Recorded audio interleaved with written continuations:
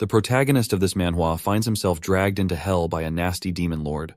And out of all the things he could have worried about, what he was concerned about most was the demon lord's complete lack of understanding when it came to the concept of consent. You see, just before the day Han Dae-sung could graduate from middle school, he was going about his day, walking like any ordinary human, when he suddenly tripped. Somehow his soul got separated from his body, and he found himself sinking deeper and deeper. The next thing he knows is that he is in hell. He gets scared as his eyes meet ferocious and vicious monsters, locked in brutal combat with one another. The horrifying part is that the losers end up being devoured. Dae-sung somehow stays in hiding and lives without eating for 10 days straight. Wait, is that even possible? The strange thing about this place was the absence of any day or night cycle. When our hero finally reached his breaking point, his only option for survival was to consume the rotten, uncooked meat left behind by the monsters. Disgusting as it was his only way to stay alive. Over time, he gradually adapted to his harsh environment. He began to strike back at the monsters that saw him as prey, using mere pebbles from the ground, somehow managing to drive them away. With no other option, he was forced to fight, relying on anything he could find and turning it into a makeshift weapon. Tears fell from his eyes as he missed his mother, and in that moment of grief, he vowed not to succumb to despair. As the days blurred together, a moment came when he decided to bid farewell to his humanity. He started from the bottom, clawing his way up. The meat that once disgusted him now became a rare luxury, something he learned to appreciate for survival. One day, as he was eating, a panel unexpectedly appeared before him. It revealed that he had risen to level 3. At that moment, it all felt like a game. As 7 years flew by, he reached level 24. With this level of strength, he could easily one-shot the creatures that had once seemed like ferocious monsters. After enduring 24 years, he successfully crafted a sword from a stone collected from a dragon knight. However, time did not stand still. It flowed like a gentle breeze. In his 51st year, Dae-sung accomplished the formidable feat of slaying an elder dragon. By his 79th year, he finally found his way to the demon lord, the very creature that had dragged him into this hellish existence, and most importantly without consent. He effortlessly slashes through the bugs guarding the demon lord's lair, and even the gatekeeper stands no chance against the aged yet surprisingly youthful protagonist. He threatens the guard, demanding that he politely open the gate, or else his remains will be fed to the monsters of this so-called hell. However, the guard is far from cooperative and puts up a bit of a struggle. Taking the situation as a personal affront to the demon lord's honor, he goes on a rampage. As he trash talks, he suddenly feels something pierce through him, and when he looks down, he discovers a massive hole in his chest. Dae-sung, unfazed, merely remarks that this noisy guard is irritating him. Meanwhile, the floating skeleton Fireball, likely his pet, asks if he isn't worried that the demon lord will retaliate for killing his guard, and whether he really intends to take over hell. However, he dismisses the Fireball's concerns, stating that he has no interest in something like becoming a stupid ruler. He explains that 80 years have passed since he was dragged into this place, and every monster he has faced has been remarkable, each with fascinating stories and reasons for their presence in hell. This is why he wants to confront the demon lord and ask why he brought him here. The Fireball finds his method of inquiry rather foolish and suggests there might have been a more polite way to approach the situation. It proposes that he should fall to his knees and beg for forgiveness. Yet he remains resolute, insisting that he will resort to violence in response to the suffering he endured, especially since he was brought here without any notion of consent. With that, he grasps his sword and charges toward the demon lord, only to suddenly find himself in a hospital. He panics, wondering if this is all a dream, especially since he hasn't dreamt of Earth in ages. Nearby, he sees children playing, and he realizes that, by his own physique, he appears quite weak. Unable to move his body, he convinces himself that this must be a lucid dream. Just then, his mother opens the door, trembling at the sight of her son, awakened after 30 long years. She bursts into tears and hugs him tightly, but Dae-sung feels a wave of disdain for this dream, finding it incredibly childish. To his surprise, it turns out that he actually did slay the demon lord, and became the absolute ruler of this hell. When his Fireball companion asks what he plans to do next, a sudden message appears, inquiring if he wishes to return to Earth. For all those 80 years, all he had wanted was to escape this very place. Without wasting a moment, he quickly accepts the offer, and suddenly he finds himself in the hospital, having awakened from a comatose state after 30 long years. The doctor checks his eye reflexes and offers positive gestures to his mother, reassuring her that rehabilitation treatment will get her son back in shape in no time. For his mother, this is a blessing, but for Dae-sung, it feels like a curse. The thought of returning to life after wasting 30 years in bed, now in such a frail state, is utterly unacceptable to him. He becomes increasingly agitated, wondering if his entire journey to hell has been nothing more than a dream. The people nearby grow scared of him as he starts to act like a psychotic patient, overwhelmed by his frustration and confusion. He threatens the doctor not to come near him, but when the doctor advances, our hero bites him like a wild beast. Demanding to know what has happened to his body, he questions if he has been paralyzed or poisoned, desperately hoping this is just a nightmare. In his madness, he tumbles off the bed, which only deepens his mother's worry. He reflects on the 80 years of continuous struggle he endured in hell, feeling as if all of it had been wasted. Even in his darkest moments there, he had never lost hope of escaping, and now he yearns to return. Staff members are summoned immediately, grasping both of Daesung's arms to force him back onto the bed. As he peeks through the window, he sees a massive wormhole opening up in the sky. Confused and desperate, he questions his fate, wondering if his life in hell had merely been a dream he experienced while in a coma. When he refuses to calm down, the anesthesiologist uses an injection to put him to sleep. Then, as his senses return, he finds himself watching a news channel on the TV, which confirms his suspicions. The sight he had seen was indeed a gate, and a hunting team has been dispatched to clean up the monsters. The leader of the team sends reports to a man who has come to see him. The man appears shocked and overjoyed to find him awake. Still feeling confused, Daesung asks who he is, only to realize, in a flash of recognition, that this is his friend Chanho. Chanho informs him that he has been in this state for 10 years. He explains that a decade ago, while on his way home, he suddenly fell unconscious and collapsed, and since that moment, he has been lying in this hospital bed. Upon hearing 10 years, Daesung feels a mix of confusion and relief. He had thought 30 years had passed. What irritates him most, however, is the realization that he spent 80 years in hell. Chanho shares that his mother has endured a great deal, working 3 jobs to cover his hospital expenses. He encourages him to take charge of his life again, revealing that he has a job opportunity lined up for him as well. As our Demon King is wheeled outside by his mother, seeking some fresh air, he feels a heavy sense of responsibility and a deep hatred for his body, which cannot even move on its own. Suddenly, 2 men appear, demanding the money his mother borrowed. She apologizes and pleads for just 1 more month, but the thugs remain unmoved. In a moment of aggression, one of the thugs slams her, threatening her with violence. Tears stream down her face as she begs them to stop humiliating her in front of her son, her voice trembling with desperation. However, the thug pays no attention to her pleas. He rolls up his sleeves and starts beating the poor woman. Witnessing his mother's suffering ignites a fierce rage within Daesung, so he starts calling them bugs and hurling insults at them. When one of the gangsters grabs him by the sleeve, his mother desperately urges him to apologize, begging the thugs to let her son go by reminding them that he is just a child. Daesung refuses to give in, adopting a hardened expression. The thug, smirking, throws him down to the ground with a forceful shove. After that, the gangster delivers a brutal beating. As he struggles to control his anger and yearns for his old body, a sudden arrival quest pops up before him in the status window. Without a moment's hesitation, he hastily accepts it, recognizing that he has little choice in the matter. The status window had been his lifeline, allowing him to endure his time in hell on his own. As soon as he acknowledges the quest, everything around him halts as if time itself has come to a standstill. The conditions of the quest unfold within the status window. He is instructed to reach a specified point within an hour, with the promise of receiving an elixir of recovery upon success. Driven by determination, he contemplates whether regaining his former strength is possible, and spots a red marker just 10 meters away. He attempts to stand, but, with a grin spreading across his face, begins crawling towards the target. The thought of complaining about something so trivial disgusts him. After all, he is the one who has already conquered hell. Crawling slower than an insect, the centimeters stretch into meters, and the meters feel like endless kilometers. At this pace, he starts doubting his ability to reach the location in time. Yet, he strives to stay composed, knowing that, in his experience, the system never assigns impossible tasks or quests. As the seconds slip by, he suddenly notices a loophole. Recalling the quest's terms, it dawns on him that the only requirement is to reach the destination, regardless of how he manages to do so. Our crawling hero grows irritated, realizing how obvious the solution had been all along. With his frail hands, he reaches for his wheelchair, moving slowly but steadily until he manages to settle into it. However, only 35 seconds remain. Undeterred, he grips the wheelchair and propels himself forward. Refusing to lose hope, he pushes onward and, against all odds, reaches the location in the final second. With the quest completed, he seizes the reward and quickly consumes it.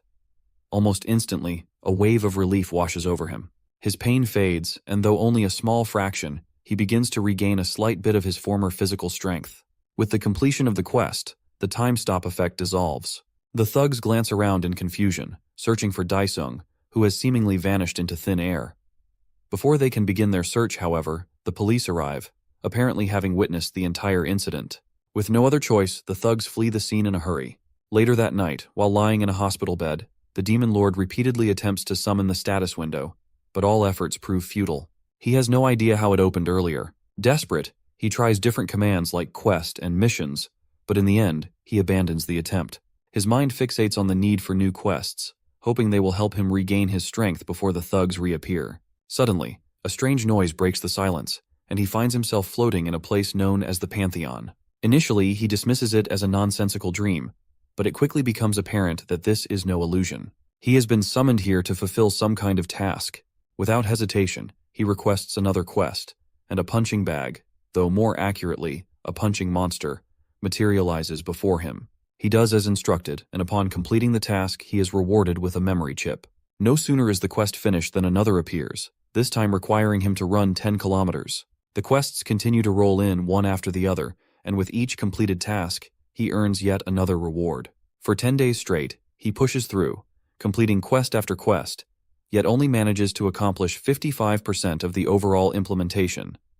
Frustration builds as he tires of these low-level tasks, and he finally demands a proper challenge. In response, the system grants him a new quest, to kill a crying demon. Suddenly, a bolt of thunder strikes before him, and the crying demon materializes. The so-called Demon King recalls how close he came to death when facing this opponent in the past, and feels a rush of excitement at the chance for a rematch. The thunder-covered monster lets out a deafening growl and launches into the duel with a ferocious claw attack. Daesung barely dodges in time, fully aware that a single strike would reduce him to smithereens. He leaps forward, aiming to strike, but the monster effortlessly swats him away, sending him crashing to the ground.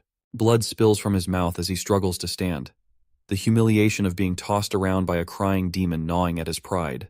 The battle drags on, with Daesung, a demon lord who should be feared as a villain, forced into a frustrating game of dodging. But eventually, his luck runs out, and the demon catches him, gripping him tightly in its claws. In that desperate moment, Daesung recalls how he crushed the monster in their first encounter. He had nearly forgotten that he could summon a sword. Without hesitation, he calls one to his hand and slices through the demon's left claw in a swift, decisive motion. Without hesitation, Daesung shows no mercy, swiftly sending the demon back to where it came from, as though it were nothing more than an insect. With the quest completed, he finds himself back in the hospital room. Morning has already arrived. He opens the window, the sound of which stirs his mother awake. Dazed, she asks who is standing beside her, only to be shocked when she sees Daesung in front of her, his physique now resembling that of a bodybuilder. The hospital staff, responsible for his rehabilitation, are left speechless. According to their expectations, his recovery should have taken at least 6 months. It's beyond comprehension for them how Daesung achieved such remarkable progress in just 15 days. His mother, still worried about her son, expresses her concern, but the doctor gently reassures her, calming her nerves by stating there is nothing to fear. Meanwhile, Daesung feels the effects of his quest, noticing a significant improvement as some of his strength returns. He stretches, glancing around the room until he spots his mother speaking to a nurse.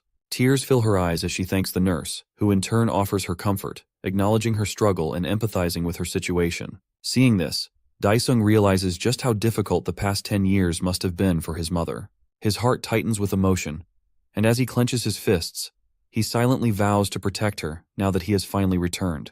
He heads to the washroom and shouts, "Pantheon!" Instantly, his soul is drawn into the Pantheon. Upon arrival, he asks whether the system can accelerate the implementation process. The system responds affirmatively, allowing him to select the difficulty level for the random quests. Recalling his status as the Demon Lord, he boldly sets the difficulty level to Hell, the highest and most challenging tier available. In response, a dark orb materializes before him. As it shatters, the sight that emerges leaves him wide-eyed in astonishment.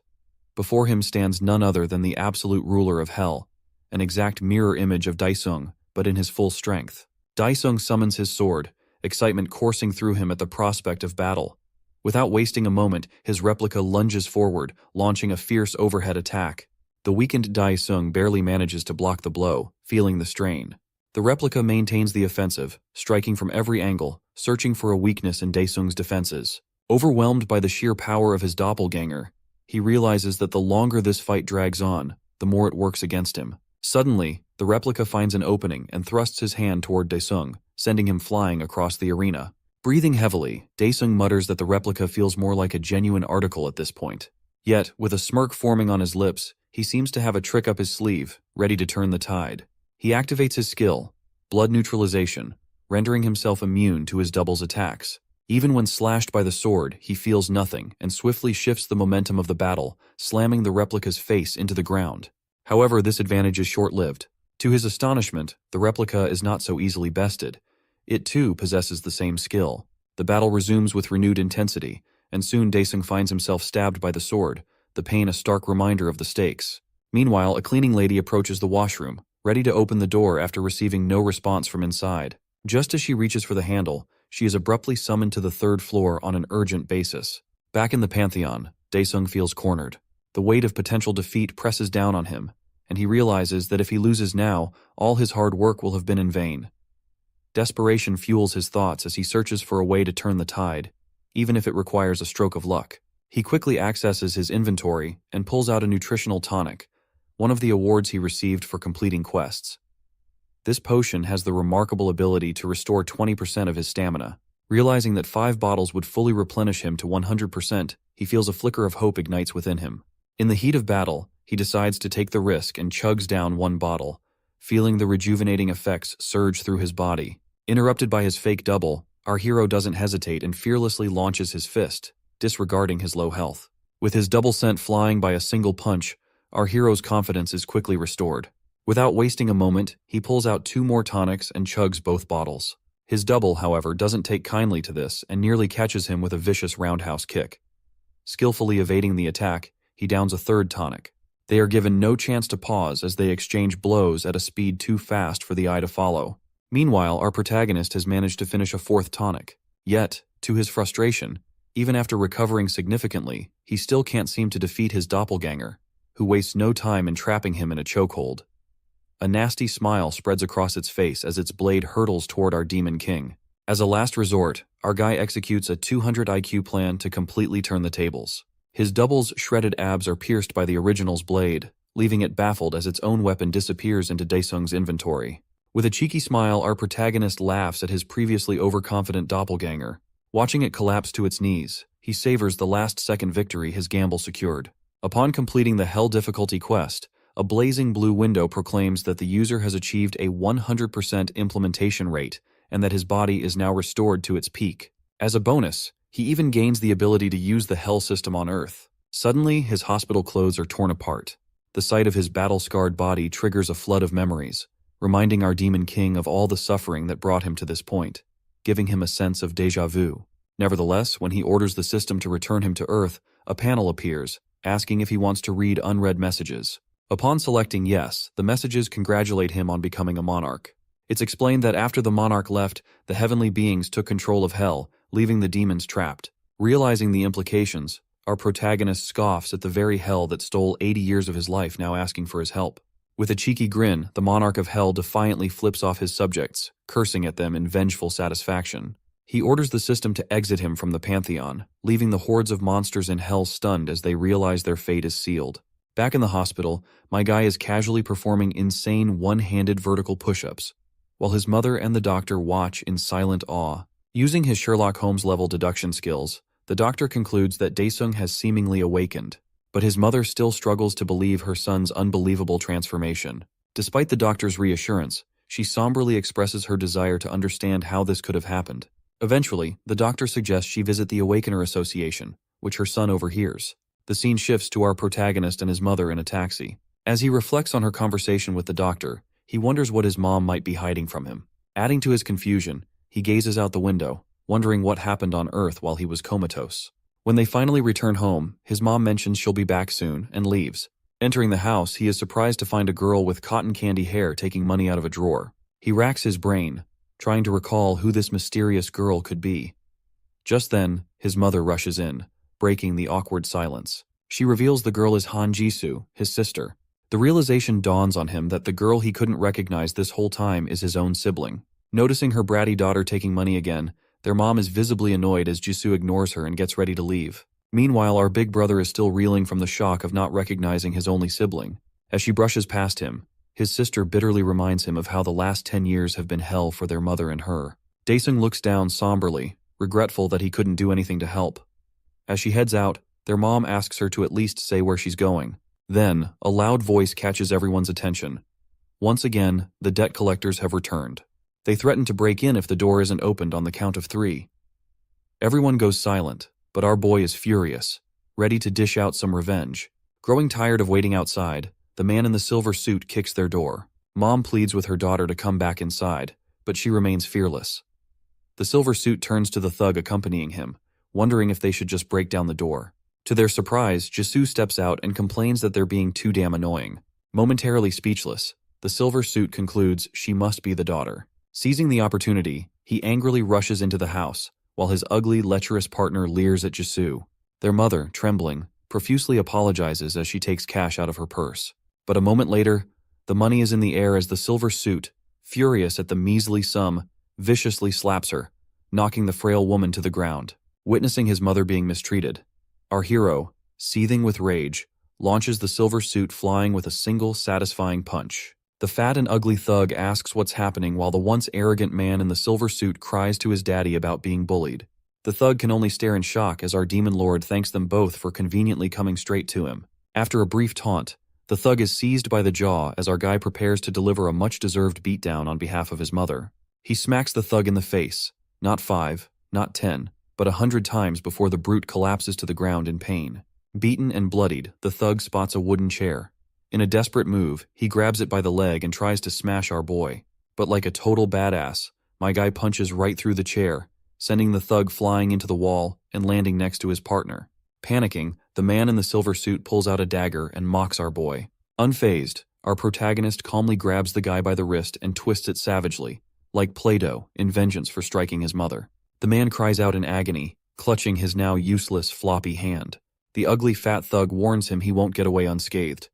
Instead, more savage than the two rascals combined, our Demon King presents a simple solution: leave no witnesses. Just as he's about to finish off the thug, he freezes at the sound of his mother's scream. She begs her son to stop, and the two debt collectors, now in tears, scramble out of the house. They stumble back to their car, discussing in disbelief how a hospitalized kid could get so strong after spending 10 years comatose. Worried about the consequences of failing their job, the silver suit anxiously asks his partner what they should do. Nursing his wounds, the ugly big guy tries to change the subject, but the silver suit quickly interrupts, having just spotted Daesung's sister. Back at home, Mom explains that after he collapsed, she had to sell the house and the store. She goes on to say that once those savings ran out, she took loans from 3 different institutions. Unlike the original amount borrowed, the interest compounded into an unpayable, sky-high debt. Curious about Jisoo, our protagonist learns that she had to drop out of school and work at a restaurant to help pay off the debt. With teary eyes, his mother reveals how his sister worked tirelessly day and night just to support him.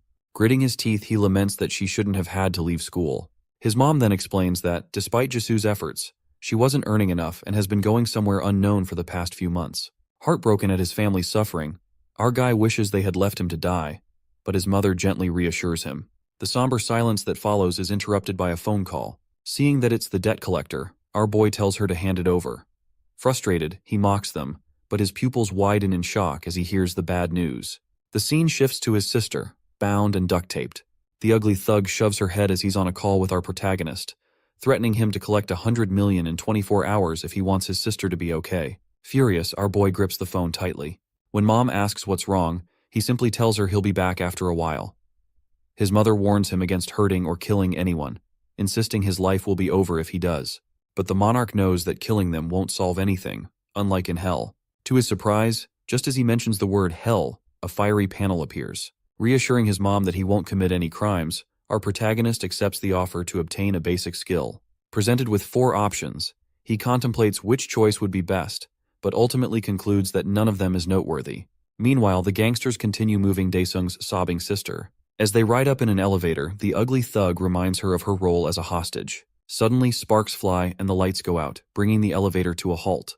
Noticing sparks near his feet, the fat guy is taken aback as our protagonist magically flashes into existence. He sarcastically comments that he's come to deliver the money. It turns out our hero picked the Shadow Wraith skill, allowing him to summon a wraith that takes on his form once it has the target's blood. Now that it has located its target, the wraith bashes the silver suit's head into the metallic wall. Meanwhile, the ugly guy panics, realizing Daesung has been a hidden awakener all along, shocking his sister in the process. Yet the wraith feigns ignorance.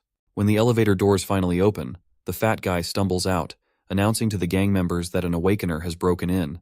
But before he can say more, a swift strike to his nape sends him crashing to the ground with a loud thud. Insulted on their own turf, the gangsters grab their weapons. The wraith menacingly welcomes them, and the first guy steps up to attack. However, he quickly finds himself teleported behind him, receiving a kick that knocks him unconscious. Thus, Electric Daesung wreaks havoc on the mob. Now the last man standing, he approaches Jisoo and checks if she's all right. He quickly removes her restraints and tape and urges her to go home. But she reveals her concern for her dear brother. With a cool aura, he assures her that he will come to see her after finishing his business. So, as the elevator door closes on her, the wraith prepares for another beatdown. Grunts of pain echo throughout the halls, where only unconscious bodies are visible. It appears that our hero climbs the stairs, clearing each floor one by one. As he nears another group of gangsters enjoying a smoke, he jokes that everyone is so weak that the lack of challenge frustrates him. Irritated by the insult, like all the previous gangsters, they get absolutely demolished. One of them calls their boss, a man covered in tattoos that span his gigantic muscles. He answers the phone, berating his subordinate and reminding him never to call when he's relaxing in the sauna. However, the panicked gangsters insist that he come quickly. Being ordered to come infuriates the boss even more, but as he hears his underling getting knocked out, he realizes something is wrong. Rising from his seat, he clenches his giant fist in frustration, crushing his phone. Talk about a waste. Meanwhile, back at the gang's headquarters, numerous bloody bodies lie on the ground. The Shadow Wraith approaches another member, who begs not to suffer the same fate.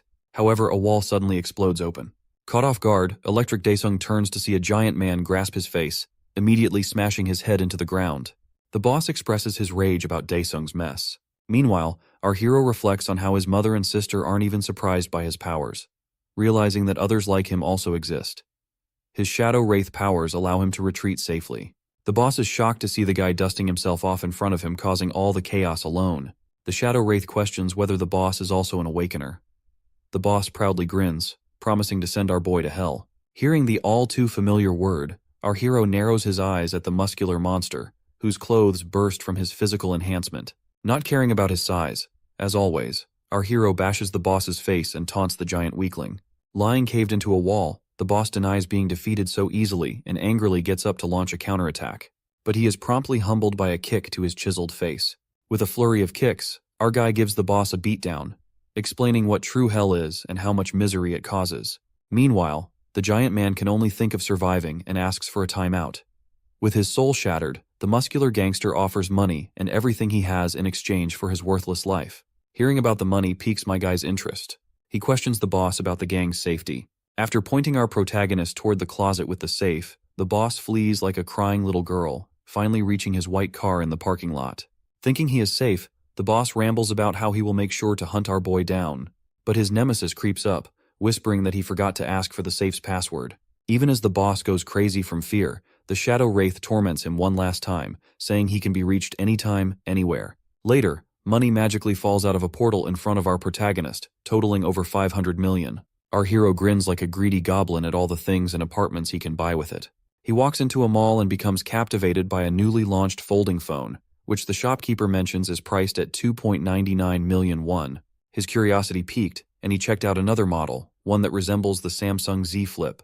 The shopkeeper, hoping to ease the purchase, suggests an installment plan, but Daesung, without hesitation, slaps 5 million won on the counter and buys both models outright. The shopkeeper, with an air of suspicion, accepts the money as though he has either swindled someone or charged more than the fair price.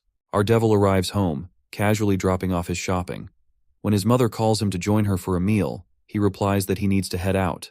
Before she can inquire where he is going, he has already disappeared. In reality, he has been invited to dinner by his friend at a restaurant.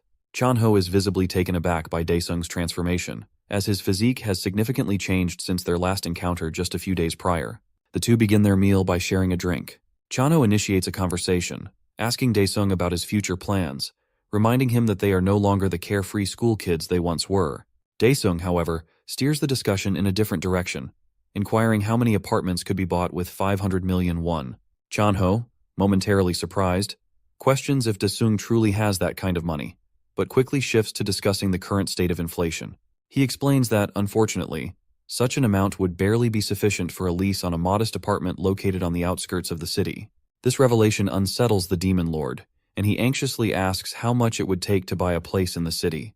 Chanho informs him that it would cost at least 2 billion won, then urges him to relax, reminding Daesung that the world has changed drastically since he fell into a coma. Shifting the conversation, Chanho gets to the heart of the matter, asking if Daesung is awakened. Daesung responds that to confirm such a thing, he first needs to understand what awakened actually means. As they exit the restaurant, Chanho explains it all. He begins from the very start, recounting how, shortly after Daesung's coma, mysterious portals known as gates started appearing everywhere. At first, the portals were seen as a minor threat and were kept under control. However, things took a dark turn when monsters began escaping from the gates, flooding the earth in what became known as a gate fracture. These monsters wreaked havoc, sparing no one in their path. Humanity fought back, but soon discovered that their man-made weapons were utterly ineffective against such foul creatures. Daesung, unable to contain his curiosity, interrupts, asking if not even guns or cannons could harm them. Chanho confirms that it's safe to say normal weapons did nothing. He then continues, explaining that, over time, a new type of weapon was discovered. Special weapons, known as aura weapons. These new weapons, crafted from monster byproducts, proved effective against the creatures. Those capable of wielding them became known as the Awakened Ones, heroes who stood at the forefront when humanity faced near extinction. The saying, "necessity is the mother of invention," rang true as mankind adapted to survive. In an attempt to show off, the demon lord pulls out a cutting-edge foldable phone from his arsenal, trying to impress Chanho.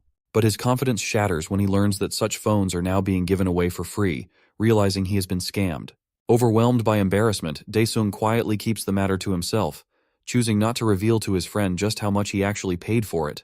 Chanho shifts the conversation back to the topic of awakeners, telling Daesung that even if he doesn't use an aura weapon, he can still harness the aura to strengthen his body. He then points out that he's heard not only about Daesung's improved physique, but also that he recently gave a notorious thug group quite the scare. Daesung, with a hint of bluff, asks Chanho if he would still offer him money and have the same attitude toward him if he weren't an awakener, subtly revealing his intentions to exploit their friendship.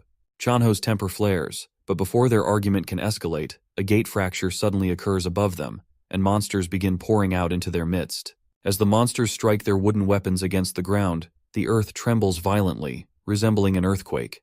The sheer force sends waves of fear through the nearby citizens, causing them to tremble in terror. The monsters unleash menacing growls, sending humans into a panic as they flee for their lives. Daesung, however, doesn't recognize these creatures, finding them distinctly different from the ones he had encountered in hell. Wasting no time, Daesung slams his foot into the ground, breaking off a chunk of the road and hurling it toward the approaching monsters. But before the debris can strike, a shimmering shield materializes, blocking the attack. Chanho quickly reminds Daesung that such weapons are ineffective against these creatures.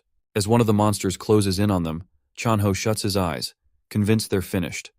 But the sound of splattering blood forces him to open them again, only to find the monster beheaded, with Daesung standing tall. He had proven, through sheer force, that bare-handed attacks could take these creatures down. Chanho can hardly believe his eyes, but as he watches Daesung effortlessly take down an entire group of monsters, he starts to wonder if his friend has awakened to B-class. However, he quickly realizes that now is not the time for such thoughts.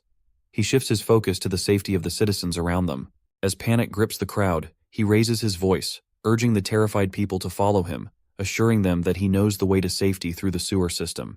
Just as the people begin to react, they find themselves encircled by the monsters. A little girl, gripped by fear, starts to cry, and just as she seems about to be attacked, Chanho leaps into action, saving her life at the last moment. Seizing the opportunity, Daesung steps in to dispatch the monster. With a smirk, he mocks Chanho for getting in his way and urges him to find a place to hide, reminding him that he is still exposed in the open.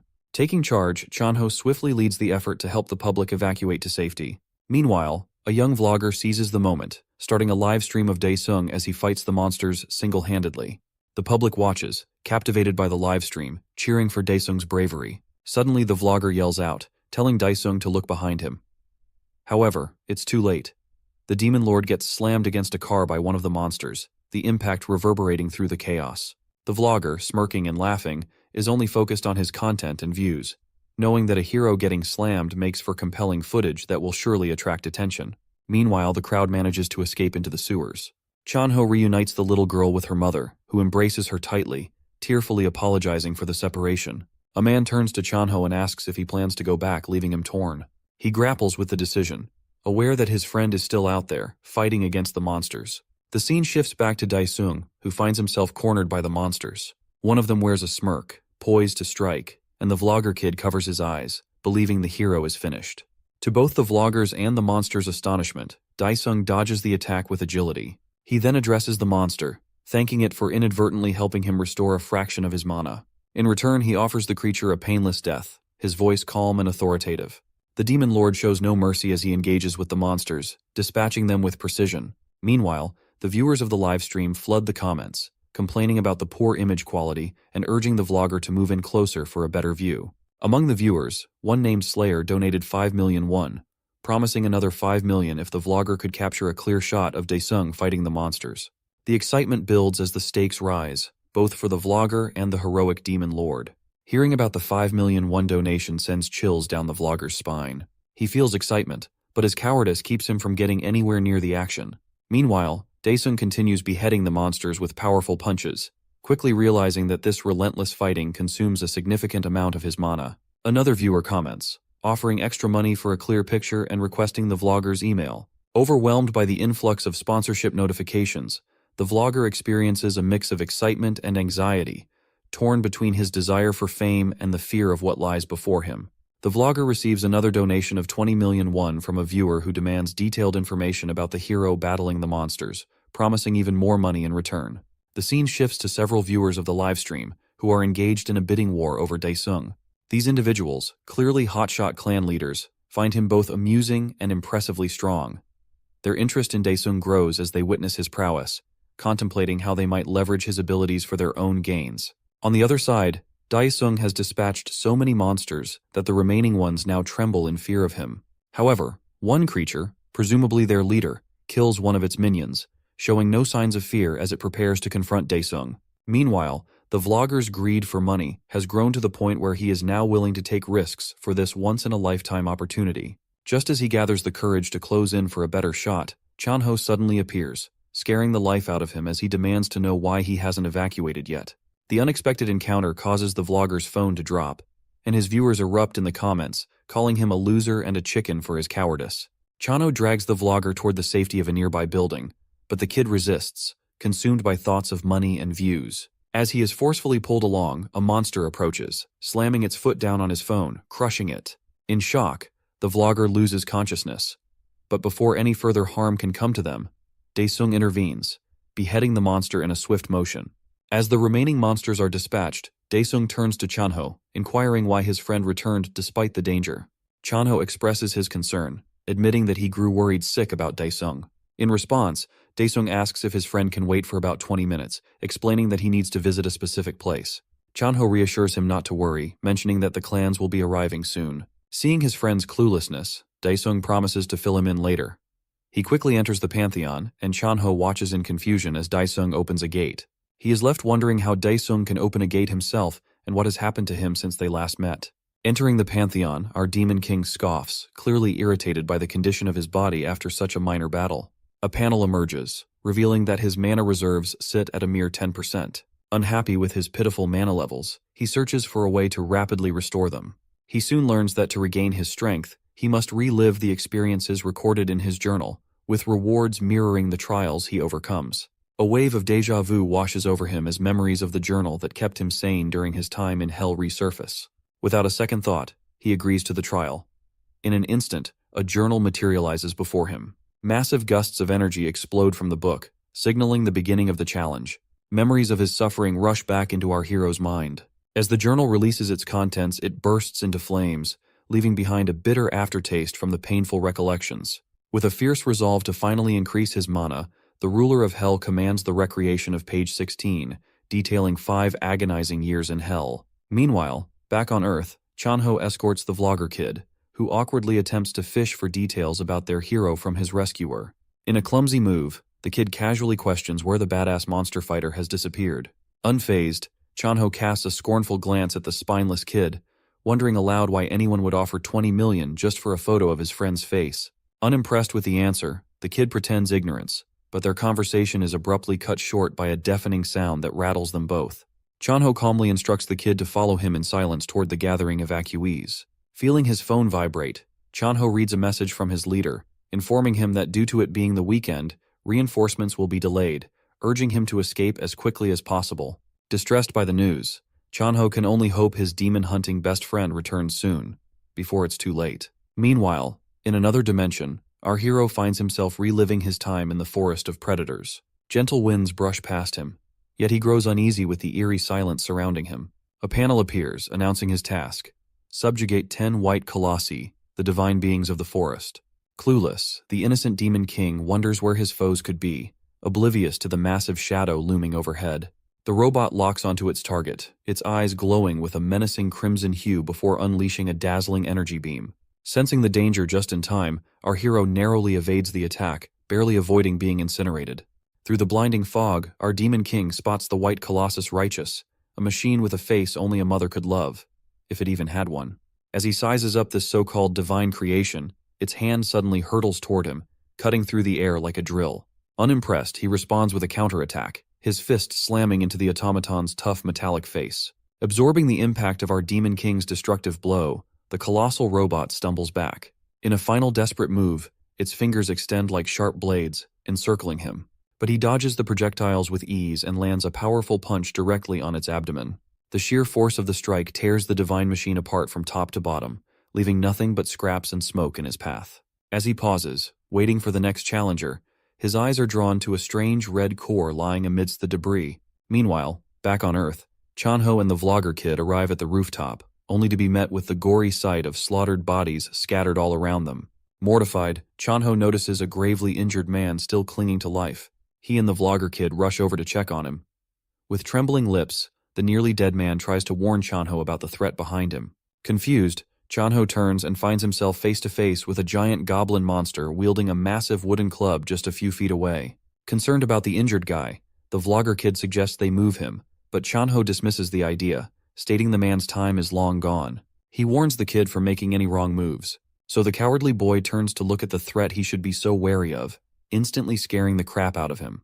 Seeing the frozen kid, Chanho tells him to wake up if he isn't intent on dying. With a deafening roar, the giant monster leaps into the air, ready to crush them. But for now, let's revisit the Pantheon, where the ruler of hell is analyzing the giant red ball. It appears that the divine machines can rebuild themselves, becoming stronger and more adapted against their opponents. Numerous panels appear to elaborate on the irritating feature in detail. Quickly catching on, our hero dashes and punches the core, but almost like jelly, his attack is easily repelled. At 3% restoration, he lands atop the core, visibly irritated. With a powerful, rage-fueled punch, he manages to produce only a few sparks of red lightning. Despite the Monarch of Hell's relentless blows, the core's recovery continues smoothly, undeterred.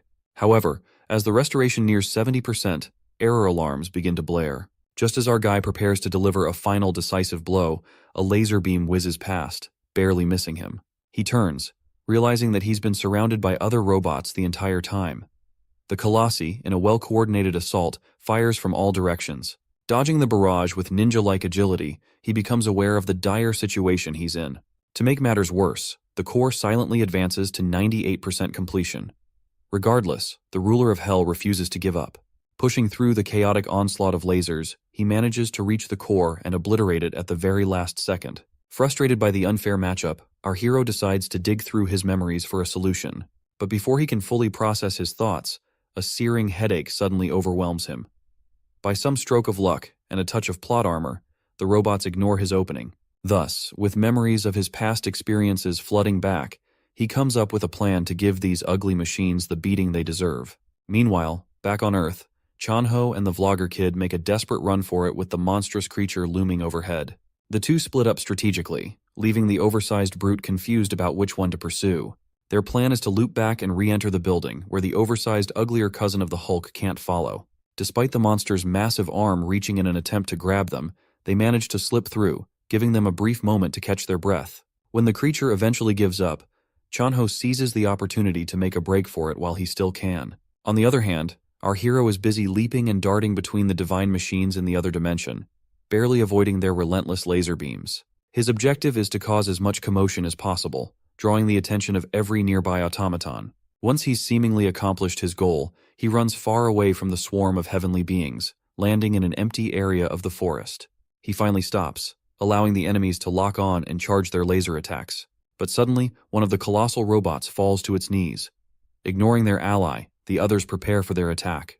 But our demon lord sits cozy and flips a bird to the brain-dead machines. One by one, the lined-up group of machines topples as the swamp whale reveals the reason behind the forest's name. A giant jaw emerges from the ground and devours the divine machines lined up one by one. Reliving his horrible memories, our boy casually watches from afar as the behemoth of a whale completes the challenge for him. With all 10 heavenly beings defeated, a congratulatory panel appears. In return, he receives his new rewards, enhanced physical abilities with boosted mana reserves and the Dagger of Judgment. As the weapon materializes before him, he inspects its special ability. The system elaborates that the dagger works like a remote-controlled airplane in a 100-meter radius. Now that's a cool birthday present. After testing out his cool new weapon, the ruler of Hell decides to return to Earth. The scene shifts to a news broadcast from when the gate first opened. The anchor solemnly reports on the tragic fracture that has claimed many lives. He consults a pale professor, who looks like the uncle who brings politics to birthday parties, for a solution. The man points fingers at the Awakeners Association, claiming they are to blame for the disaster. He remarks that they take too many vacations and just put off problems when there's a shortage of hunters. He stresses that fractures do not care if the hunters are chilling in Hawaii or on duty, so they should be held liable. We then see a guy with a man bun watching the news on his phone, annoyed at the professor. Frustrated, he comments that the association hunters are paid peanuts compared to the clans. Hearing his partner's whining, the team leader next to him tells him to focus on making results right now, or they could lose their jobs. But their conversation is cut short when they hear breaking news of a certain awakener having single-handedly dealt with the monsters. Back at the disaster site, Vlogger Boy and Chanho hide in a room, anxiously awaiting a rescue squad. Suddenly, a series of loud noises grab their attention as the entire room begins to tremble. They cautiously attempt to peek outside, but before they can fully grasp the situation, the roof collapses, scaring the daylights out of them. Overwhelmed with fear, Chanho wonders if their time has come. But turns out, it's just a starving Daesung standing triumphantly on the extra-large Hulk's beheaded remains. Chanho is delighted to see his friend when he most needs him. Despite his terrible condition, our boy smiles coolly. Noticing something off, his bestie asks if he's okay. Groaning in pain, the ruler of Hell commands the fast food kid to cook up some meat for him. The two stare at him, speechless, going crazy about him wanting to enjoy a grilled burger in a do-or-die situation. With no chicken in stock, our demon connoisseur analyzes if the monster meat is edible. He begins chowing down, making the other two nearly bend over and heave their empty guts out. Fortunately, a soldier shows up, making the Vlogger Boy euphoric that he will survive. While our hero silently enjoys his meal, the soldier ignores the boy, viciously expressing his gratitude to him and states in awe. Before he can realize it's monster guts, Chanho comes in and distracts the soldier. Introducing his pal, Chanho pulls away our hungry hero and urges him to eat his fill later. Unexpectedly, the soldier changes his attitude and explains they can't simply leave. So Chanho proudly brings out his clan ID card. Seeing the man's clan swag, the soldier smiles, ready to escort them to safety. On the other hand, elsewhere, the man bun guy is busy emptying his guts after seeing the mutilated monster remains. Annoyed, the team leader shouts at him to find survivors instead of curling up on the ground like an insect. Man bun dude immediately talks a soldier into entering the restricted area, since he's an association hunter. Meanwhile, the graceful team leader ponders over what kind of monstrous guy can tear up corpses like this. The scene shifts to the boys in Chanho's car. Our hero's best friend suggests that they sleep at his apartment. But being a family man, our boy stresses he needs to see his family. The best friend reminds him that his family would be terrified if he visited them in his current state. Taking a short look at himself, the ruler of Hell decides to settle on a call with his mother, and the two leave to enjoy some freshly fried chicken. After cleaning up, of course. They finally reach Chanho's apartment, and my guy is impressed by its extravagance. After he cleans up, the two sit at the table with multiple expensive dishes lined up. Curious, our protagonist recalls his friend telling him about the insane money hunters make. Chanho affirms. But he also adds that hunters are scammers considering how much they're paid. When asked if he wants to become a hunter, my guy answers with a grunt while devouring a chicken wing whole. Slightly perturbed, Chanho informs his friend that he would be pretty high rank if he gets himself appraised. He adds that with his insane power, our protagonist would not be less than A rank. Confused by the terminology, Chanho explains to him that a better rank just means that he can join the big clans. Regardless, he points out that the monthly income is crazy high. Intrigued, Daesung asks if there's a rank higher than A. So Chanho reveals that there are only 5 of them, of the 200 million awakened worldwide, the S rankers. Grinning mischievously, Chanho jokes that his best friend shouldn't dream of becoming the 6th S rank. Claiming that A rank is great enough, he probes again if our hero intends to become a hunter. Agreeing, Chanho promises to help with everything, and the two bros toast to the occasion. The scene transitions to some mobsters eating in a fancy restaurant. A strange guy with long hair repeats his words to a bald gangster who is terribly scared of him. The guy repeats himself, wondering if he is correct that a whole organization was taken down by the single hooded boy on his tablet. Wiping his lips elegantly, he jokes that it truly is embarrassing. The brown-haired man, manager of the Hongma clan, Lee Seok-woo, gets up and asks why Baldy didn't run away and come crying to him, one of the good guys. Baldy begs, trembling intensely as the guy puts his hand on his shoulder. With a chilling look on his face, he then asks if Baldy is vibrating because of the dead body across the room, making the gangster sweat bullets. Tearing up, Baldy pleads with Seok-woo not to execute him like the body lying just a few meters away. Gently petting Baldy's head, Seok-woo calmly explains that all he cares about is the stolen money. He makes it clear he plans to take the gang's hidden stash as well, but Baldy, paralyzed by fear, plays dumb. Terrified, Baldy remains silent as Seok-woo quietly decides his fate. Unexpectedly, the long-haired man steps away, claiming to trust Baldy's word. But, of course, mere moments after expressing gratitude for the information, the evenly shaved bald head in Seok-woo's hand explodes. Seok-woo barely acknowledges the gushing fountain of blood as he casually picks up his tablet. Showing a picture of Daesung, he orders a woman lurking in the shadows to hunt down the culprit neatly. Meanwhile, our boy finally visits the Hunters Association. Chanho advises him to enter the awakening test. But when our guy brushes him off, Chanho reminds him to speak formally unless he wants to look like an outcast. Nervous like a dad waiting for his kid's test results, Chanho requests that he text him the outcome once it's done. Approaching the front gate, our boy surveys the odd crowd of weirdos who've also come to apply. Focused on the paycheck, he brushes off his peers and heads straight into lab number 3. After securing a spot in the waiting line, he checks his phone and sees a message from his mother, asking when he'll be coming home. Not wanting to worry her, he responds that he'll take a shower and be home. Very slowly. Like all moms, she also asks if he's eating well, making our boy smile and look forward to heading home even more. His wholesome moment is cut short when a clerk informs him that it's his turn.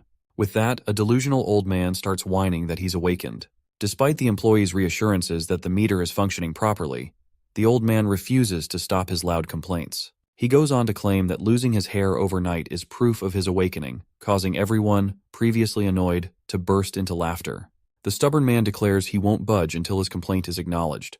Growing tired of the wait, my guy grabs the man's shiny scalp and silences him with an overwhelming aura. Even then, the old man persists, insisting the meter really is broken. So the gracious Demon King gives him the benefit of the doubt, and a hunter offers to check it personally. As he hovers his hand on the orb, it sparks and turns green, showing that he is a C rank. Embarrassingly shut down, the old man sweats profusely. The clerk lady gladly shows the geezer his way out. Clearly shown to be a moron, the old man keeps whining in denial and makes our boy cringe. Finally, his turn arrives. The clerk lady gossips to her colleague about our hero perhaps being the top rank of the day, since she saw his terrifying aura, but he just dismisses her with a bonk on the head. So with the full support of the cute clerk lady, our hero approaches the manometer. A sudden chaos unfolds at the Korean Hunter Association, with commotion erupting all around. The branch manager begins receiving urgent calls, directing him to visit examination room 3 on the 6th floor immediately. Growing suspicious at the abrupt nature of the call, he wonders if perhaps a 6th S-rank hunter has awakened. However, he quickly dismisses the thought, considering it impossible. Upon reaching the 6th floor, he makes his way to examination room 3, only to find a large crowd already gathered there. Pushing his way through the throng of people, he finally sees what has caused the disturbance. The crystal meter orb is shattered, resembling the fractured shell of an egg. The manager grows anxious and immediately seeks an explanation from his employees about the situation. The staff quickly fills him in that a man named Daesung had placed his hand on the crystal ball for examination. At first, the colors within the orb flickered unpredictably. Then, without warning, it exploded in a burst of smoke, leaving both staff and onlookers in sheer confusion. Frustration builds within the manager as he responds, insisting the explanation could be as simple as a defective meter. However, the staff points out that they used 3 different crystal meters, and each had met the same fate. Hearing this, the manager concedes, realizing it is impossible for all of them to be faulty. Meanwhile, Our boy anxiously hopes he won't be asked to compensate for the 3 shattered crystal balls. With that worry on his mind, he turns to the manager and inquires about his results, only to be met with the manager's confusion. The manager then informs Daesung that continuing to use additional meters could lead to the same explosive outcome. He mentions that this is the first time they've encountered such an unusual situation, and because of this, they would have to make a borderline judgment. He goes on to explain that in cases where the crystal ball fails to provide a proper assessment, the results of the license test alone will suffice to evaluate him. Normally, the test would be just one part of the rank determination process, but in Daesung's case, it will serve as the sole deciding factor. Daesung, still unsure, questions the reliability of the license test. Before anyone else can answer, a staff member steps in with a detailed explanation of how the examination system functions, assuring him to ease his concerns on that matter. With nothing else left to do but wait, the Demon Lord gives a nod, accepts their proposal, and quietly takes his leave. The branch manager finds the entire situation troubling, still trying to make sense of what transpired. Meanwhile, the clerk, who had earlier discussed the crystal ball's mechanism, suggests a theory. She proposes that the crystal ball might be incapable of measuring power beyond a certain threshold. The manager, growing more curious, asks if she's implying that Daesung could be at a triple S rank. To this, the clerk nods in agreement. However, her colleague quickly mocks the notion, pointing out that while anything is possible in this unpredictable world, he seriously doubts the idea of Daesung reaching a triple S rank. The scene shifts to Daesung as he steps out of the Hunter Association building, his thoughts still on the events that just transpired. His phone rings, and it's his friend Chanho on the other end. Daesung informs him that he's been given borderline status for the time being. Finding the situation odd, Chanho asks if the meter got stuck. Daesung, with a hint of amusement, explains that it actually broke for some reason. Knowing Daesung's tendency for chaos, Chanho jokes about whether he's been messing around, but quickly dismisses the idea, figuring it shouldn't have been possible. Daesung assures Chanho that he followed the instructions carefully, placing his hand on the meter just as he was told. At this, Chanho retorts, mentioning that he had a gut feeling something strange would happen from the start. Daesung promises to share more details about the exam later, and with that, the call ends. Moments after hanging up, however, the Demon Lord's sharp, horned senses kick in. He immediately detects the presence of a sniper positioned far away, finger already resting on the trigger, aiming straight at him. The sniper lady mumbles about Daesung, noting that he does not appear strong at all. She feels confident that he will be finished with just one bullet, despite his supposed strength. However, just before she can pull the trigger, she notices something amiss and becomes taken aback upon realizing she has been discovered. It feels impossible to her, as no hunter has ever managed to spot her before. Daesung points to his head, his face reflecting anger, and urges her to take a look. The sniper experiences fear, for not only has she been noticed, but Daesung's voice now reaches her from this distance. She trembles in fear but quickly gathers herself to pull the trigger. An explosion erupts and the sniper feels a surge of happiness, confident that she has succeeded in the murder. However, as the smoke begins to clear, Daesung stands there, completely unscathed. Despite the sniper lady using an aura bullet, it appears utterly ineffective. Feeling scared, she contemplates a retreat. Yet, just as she turns to run, Daesung sends his dagger weapon, stabbing the assassin in the leg and causing her to trip over. As the sniper lady turns her face, her target stands directly in front of her, reminiscent of a scene from a horror movie. Daesung bluffs, claiming that the bullet struck him on the head but could not possibly kill him. In response, the sniper lady swiftly draws a gun, pointing it at him, and demands to know where he has come from. The Demon Lord speaks nothing but the truth, stating that he hails from nowhere but hell, yet the lady would certainly not accept this reality. Overwhelmed by fear and anxiety, she fires multiple aura bullets at Daesung, hoping to see him die. Suddenly, he reappears behind her, catching her off guard with his unexpected presence. She finds it incomprehensible, as she is certain her target collapsed, yet he stands there, completely unscathed. Our boy grabs the lady by her neck, throttling her, and slams her against the wall. He uses his power, enveloping the lady in a demonic, sluggish material that terrifies her. As she faints, Daesung clarifies that he has no intention of killing her. He picks up the bullets and searches for the lady's belongings in search of clues. Then, he places the bullets onto her head, forcing her to regain her senses. Covered in sweat, the lady screams out, overwhelmed by the disgusting hands emerging from the creature summoned by Daesung. Daesung adopts a gang leader persona, demanding that the lady answer all his questions peacefully if she wishes to live. Spotting family pictures in her luggage, he questions her about who sent her to kill him and his family. Feeling anxious, she realizes she cannot disclose anything about the Hongma clan. However, she suddenly recalls a gangster who has gone missing and seizes the opportunity to use his name, telling Daesung that it was Kim Seong-yoon who sent her. She elaborates that Kim Seong-yoon is the same noob whom Daesung had smashed a while back in the private loan organization, arguing that he has robbed his safe. In exchange for his location, she pleads for her freedom. In response, Daesung throws a bullet at the lady, piercing a hole in her shoulder. She comments that she has done as he asked and has told him everything. Our boy maintains his gangster act, arguing that it is quite suspicious for an assassin to provide sensitive information so easily, sensing a grain of salt in her words. The lady, drenched in fear, realizes she has made a mistake by being so hasty. Daesung politely inquires once more about who ordered the murder. She thinks to herself that she has already failed the request, and even if she were to survive this encounter, the psychopath head of the Hongma clan would certainly kill her. Considering her death inevitable, she shouts that she will never reveal this information, even if asked 1,000 times, and attempts to commit suicide. However, before she can do so, our gangster fires a bullet, punching a massive hole through her body trunk. The assassin lady coughs up blood and collapses, dead. Daesung grows irritated, realizing he could not uncover who was behind all of this. He then gazes at her lifeless body, contemplating ways to dispose of it. He recalls an item he possesses that could prove useful, yet he is reluctant to use it. Instead, he sifts through his journal memories, searching for any relevant recollections about the dead keyword. After scanning 134 pages, he opens a portal to the Pantheon. Fully aware that this area should be off-limits due to nearby gate fractures, he nevertheless decides to cover the body. Covering the body with a blue cloth, he steps into the Pantheon. Upon entering, he is welcomed and requests the system to recreate the 134th page of the journal where the soul prison is recorded. As he sifts through his memories, he recalls that the soul prison was the primary weapon of one of the 15 rulers of the states in Hell, known as the Ghost King. He recalls his fight, remembering that the weapon he acquired is an artifact capable of summoning the dead when imbued with one's own blood. Initially, when our protagonist obtained this item, he thought it would be incredibly useful. However, to his dismay, the commander he summoned turned out to be far too weak to be of any real assistance. As the 198th day of the 67th year is recreated, he considers that this item might prove useful for disposing of the bodies. Our hero finds himself in front of the River of the Dead. He recalls that the Ghost King's territory lies on the other side of the river.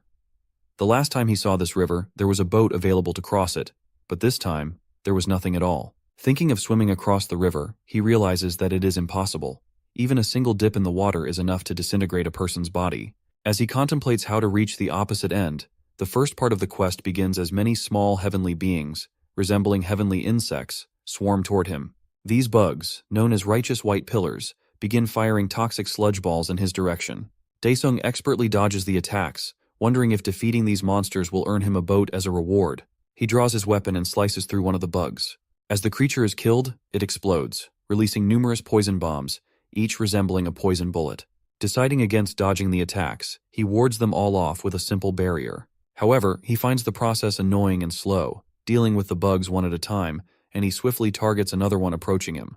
He then dashes forward, instantly slaying the rest of the bugs, slashing through all of them with ease. Upon completing the quest, he receives 50% of the implementation rate, and is awarded an armor type called the Vermin's Blessing. The status of the armor reveals that it makes its user immune to the energy of the dead, suggesting that he might be able to swim while wearing it. Without wasting a second, he dons the armor and swims across the river. A notification appears, informing the demon lord that his swimming skills are admired by the demon beasts of the Pantheon, who express their apologies for not being more helpful. This only serves to irritate him further. He quickly reaches the Ghost King's territory, and to his surprise, he discovers that the undead castle has vanished into thin air.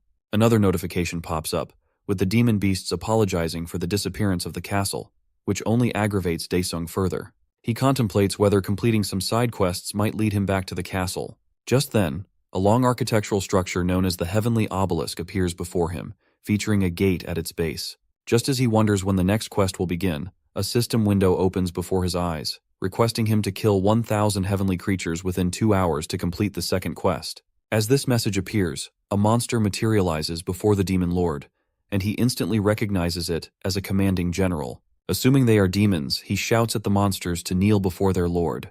However, another notification pops up, informing him that the demon beasts are sorry for the betrayal of their companions. As the monsters begin running toward him, he kills several of them but notices that they are missing their cores. He wonders if the architectural pillar is the culprit behind this anomaly. He activates blood neutralization, transforming himself into a half-human, half-demon hybrid, boosting his stats and skill attack power by 300%. With this newfound strength, he dashes forward, taking down large groups of the commanding generals as he moves through them. However, when he reaches the vicinity of the pillar, he considers that it might be more effective to destroy it from the inside. He runs toward the gate and enters the tower, killing all who stand in his way. In mere seconds, he destroys the entire structure. As the tower crumbles, the suspicious coreless demons disintegrate, vanishing into thin air. With this, the second quest comes to an end, and the implementation rate of the soul prison is completed. He receives 2 orbs as a reward, one purple and one orange. He thinks that one of them must be a reward while the other could be an implementation item. He collects the purple orb and checks it first. To his delight, it turned out to be the weapon he was seeking. It grants him 3 skills. The first allows him to imprison a dead target, the second enables him to resurrect it, and the third lets him peek into its memory. While his main purpose was to collect corpses for information, he is disappointed to discover that he can imprison only 20 souls at a time. He then collects the other orb, which reveals itself to be a rune of expansion. He collects the rune and engraves it into his soul prison artifact, increasing its capacity from 20 to 100, which makes it sufficient for his needs. Satisfied, he gathers the soul prison and decides to leave the Pantheon, having fulfilled his purpose. However, suddenly the demonic beasts send him another message, begging him to be cautious. He considers them a nuisance. A golden panel opens in front of him, but he dismisses it as a waste of time, uninterested in whatever it may offer. Shaking off the demonic beast's meaningless riddles, he exits the Pantheon. Upon returning to the location where he left the corpse of the sniper lady, he finds that she is nowhere to be found. A corpse cannot walk on its own, or can it? Daesung feels tired and decides to return home. As he enters, his sister peeks at him and remarks that he is late, noting that the rice soup is growing cold. She calls him in and reheats the soup. As they begin to eat, their mother turns off the television. Our boy starts a conversation, arguing about how much the world has changed. His mother expresses her worry that he might be shocked, which is why she hadn't told him anything. She apologizes for feeling useless as a mother. Daesung reassures her, saying he is grateful that she has survived for all this time. He then asks his mother and sister if they want to get something for themselves. His mother blushes at the question and offers him more soup instead. After lunch, he calls his friend Chanho, informing him that he is going underground for a while. Chanho asks if this is in preparation for the licensing exam. The Demon Lord replies that it is similar to training, but that he actually found a bug that disappeared, and he needs to look for it. His friend seems to have no clue what he is talking about. Daesung then requests Chanho to take care of his sister and mother while he is away, deciding to stand out in an attempt to lure out those behind the assassin lady. The scene shifts to the Hogma clan building, where discussions unfold about how to handle the extraordinary new hunter.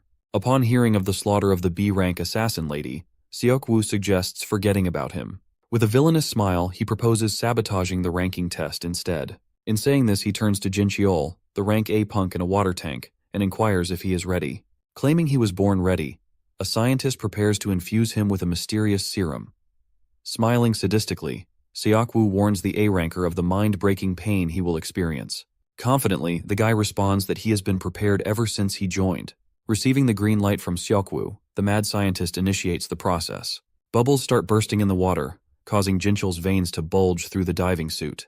Gritting his teeth, the A-ranker's eyes turn white, and magical energy begins to illuminate the skin over his veins. Suddenly, the scientist begins to sweat bullets and warns that Jincheol might die if they continue. However, Seokwoo remains unbothered. He stresses that he would never recruit someone so weak. With 90% of the serum injected, Jincheol howls in agony, his eyes nearly popping out of their sockets. Just then, his heart rate flatlines. Jincheol goes limp, prompting the scientist to declare him dead. Yet, Seokwoo shushes him. The A-ranker's hands start to move, shocking the white coat as his subject's heart begins to beat once more. Now with luminous green eyes wide open, Jincheol shatters the tank with a powerful punch. He exits the tank, exploding with energy. Smiling creepily, Seokwoo compliments his little test subject and expresses eagerness for its performance in the following days. Meanwhile, our protagonist is on the roof, chatting with Chanho. His bestie informs him that he'll need to use the association's equipment. Reading this, he conducts an experiment of his own. Grabbing a stick, our boy discovers an OP loophole, invisible hell armor. Noticing that the hell armor is invisible, our boy pulls out the judgment dagger from his inventory. Upon commanding the system to recognize the wooden stick as his dagger, his weapon disappears, and the system confirms that the stick is now overwritten by the dagger. So like a student from Hogwarts, my guy can now destroy his enemies with his tiny wand. This also gives him a new idea. So he enters the Pantheon once more. now stepping into the Flame King's territory. He expresses dissatisfaction upon visiting the place again. Suddenly, an army of Orkiel's servants, snow-white armored wolves with crimson eyes, surrounds him. The system instantly presents a quest to take down 1,000 of them, of course in exchange for half of the weapon he seeks, the Hellfire Greatsword. Our hero slices his hand, displeased about having to use his soul prison on such trivial foes. One of the wolves quickly appears before him, but our hero remains unfazed, ready to start his killing spree. Using his insane speed and flying dagger, our hero slices through the massive, heavily geared wolves like butter. With 33 fallen soldiers in his palms, he summons them from the corpse prison. Once more, the pack of wolves charges at him. This time, however, a carbon copy of their own kind, a shadow, crushes the head of its brethren. The army of Orkiel's minions freezes in confusion as exact replicas of them emerge from the ground. With a command from their master, the shadow army rushes in his stead. The two sides clash in a bloody battle while the ruler of hell casually pulls out a smoke. However, he quickly coughs it out, perplexed by how Chanho could enjoy such a crappy thing. Soon, one of the enemies tears through his minion army and approaches our demon king. To the assailant's surprise, the shadow's arms catch it from behind as it regenerates. The ruler of hell relishes the moment, watching his fearless, undying minions do the work for him. Yet, tired of the slow progress, he realizes there is another quest standing between him and the weapon. A fiery aura surrounds our boy as he kicks the ground, shooting into the sky like a firework. Deeming the enemies unworthy of wasting even 2 hours on, he decides to annihilate them in an instant. A devilish smile spreads across his face as he plunges back to Earth at breakneck speed. A blinding golden comet descends onto the desert plains, unleashing its shockwave with a gigantic explosion that wipes out all monsters in sight. The scene shifts to Soul Clan HQ, where a samurai lady, Shin Cho-young, practices her skills by slicing up a purple dummy-like monster. As the holographic simulation finishes, two men observing from a glass window gauge her abilities. The Soul Clan's leader, Huang Junyoung, remarks that she's built some dangerous habits. The department head comments that they can improve that flaw since they have 10 days. So the clan leader orders him to increase the difficulty of her simulations faster, since they have to beat the Hongma clan's mad dog. Adjusting his glasses, the department head asks if the leader is referring to Jincheol. The leader states that Cho-young would be unbeatable if not for the Hongma clan's ace. Enraged, he curses the clan for their dirty tactics. The department head attempts to cool him down by reminding him of a past ban, but Junyoung insists that the Hongma, as always, will also play dirty in the upcoming competition. The department head states the obvious, noting that the stage is ultimately set for the top two, Cho-young and Jincheol. However, the astute clan leader suggests that this only holds true if there is not another monstrous underdog yet to be revealed. Meanwhile, our hero receives messages of gratitude from the demons, fast approaching the end of his quest. Annoyed by the notifications while smoking atop the corpses of his enemies, he complains that there should be a mute button. Hearing one of the nearly dead wolves growl, he tells it to shut up while he's smoking, ending its life with a stab. This death marks his 1,000th kill and grants him half of the Hellfire Greatsword. The souls of his enemies begin gathering into an orb before him, forming a special item. Reading that he must offer it to an altar, the demon lord is displeased having to search for it like a peasant. However, as soon as he collects the soul stone, a giant structure emerges from the ground before him, making his job easier. Thus, the second quest for the Greatsword begins. The ruler of hell must now offer the soul stone and be recognized by the guardian serpent. Wasting no time, he places it into a sacrificial bowl. Suddenly, a gargantuan snake is summoned. Narrowing his eyes, our boy starts the fight doing an epic stare-down with the serpent behemoth. A panel appears before him revealing the victory condition to answer the serpent's questions. Puzzled, the Demon King scoffs at having to do a quiz of all things. He gives up and commands the snake to ask him a question. But what the guardian serpent utters sounds more incoherent than Chinese rap music at double speed. My guy sighs in frustration. Furious, he shoots his dagger straight into its eye, making the beats howl in pain. Not satisfied so easily, he waves his hand to the other side, forcing the dagger through its head, out the other eye. Summoning his dagger back, the demon lord pounces at the serpent, seething with rage at the system for thinking he's gotten soft. Challenging it to give its all against the absolute ruler, he pounds the guardian beast's head repeatedly. The serpent's head swells up like a muffin from the beating and then explodes while our hero bathes in its blood like a badass. However, with his experience, he finds the battle suspiciously easy. Turning around, he recognizes the ancient pattern of regenerating enemies. Confidently recalling how to defeat it, our boy invites the beast to attack him, and the snake hears his call. Flying at him with an open mouth, it traps him within its jaw as a blue flame of regeneration flickers inside. However, Our hero knows this all too well. Without hesitation, he enters the guardian serpent's mouth. Perplexed, the snake turns its head. Suddenly, its pupils burst as the snake vomits him out, and our protagonist makes an epic landing, holding a fiery blue weapon in his hand, the Hellfire Greatsword. The system congratulates him for collecting the sword, but reports that its skills will be sealed until he completes the quest. Nonetheless, he confidently declares that even this is sufficient to defeat the oversized worm. Holding the fiery greatsword in both hands, our boy lowers his new weapon onto the guardian serpent. Its blazing energy travels along the beast's entire body, from head to tail, until the body is sliced cleanly into two halves. The quest reaches its conclusion. The snake can't hear the answer if it isn't alive. Gripping the fully active greatsword tightly, our demon king wears a mad grin, eagerly anticipating what comes next. A panel materializes, announcing the trial of scorching fire. He must endure a full 10 days of burning agony once again to completely unlock the legendary armament, or so it seems. The flames engulf him, yet my guy maintains a cool demeanor. He commands the sword to quiet down and stop burning its rightful owner. However, the timer keeps ticking. With an attitude even more fiery than the sword, he demands the Flame King to come to his senses, and the timer promptly hits 0. The sword responds to its master and begs for forgiveness. This calms our hero's temper, allowing him to greet his old partner. Since all the demons were cast away to the ultimate destination of souls in hell, chaos ensues after his departure. Our hero feels relieved to have found his weapon without needing to visit that decrepit place. The demon sword proclaims that it has been waiting for the ruler to return, making him wonder if his old partner resents him. But the Flame King humbly says that it does not despise him for leaving, but rather the aftermath of it. Confused, the monarch of hell asks it to elaborate. The demon sword explains that hell was invaded by heavenly beings, who took advantage of the demons' powerlessness in the absence of their ruler. Thus they sealed all of hell, banishing all demon folk into the pandemonium. The Flame King pleads with its owner that it reluctantly got swallowed by the snake and avoided banishment like its brethren. Thus it patiently awaited the arrival of its Lord and Savior. The sword humbly asks his reason for returning. My guy promises to share its purpose when the time arrives. Changing the subject, he asks his demon sword if it recognizes the orb of energy dropped by the guardian serpent. So the Flame King warns him. The Flame King recalls sensing the same mysterious energy from the heavenly beings that invaded hell. Slightly unnerved, the ruler of hell casually raises his hand, absorbing the orb with the confidence that the system won't deceive him with a fake reward. Successfully collecting it, a panel appears, stating that one more is required to gain access to a currently hidden area. When asked if he plans to return to Earth, he remarks that there are still more rewards for him to claim. Meanwhile, back on Earth, an employee in the Soul Clan is chatting with Chanho about the viral massacre video, forcing him to awkwardly conceal his friend's identity. To his surprise, the director appears and invites him for a private conversation. Chanho humbly asks why he has been singled out.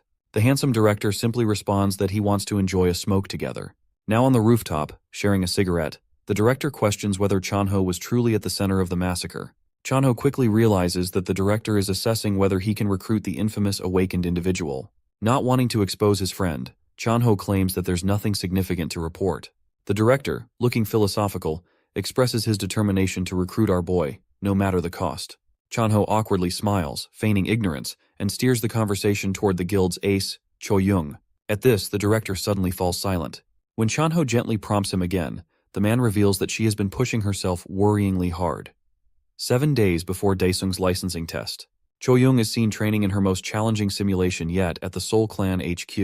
The B-rank samurai lady instantly slices her practice dummies before they appear.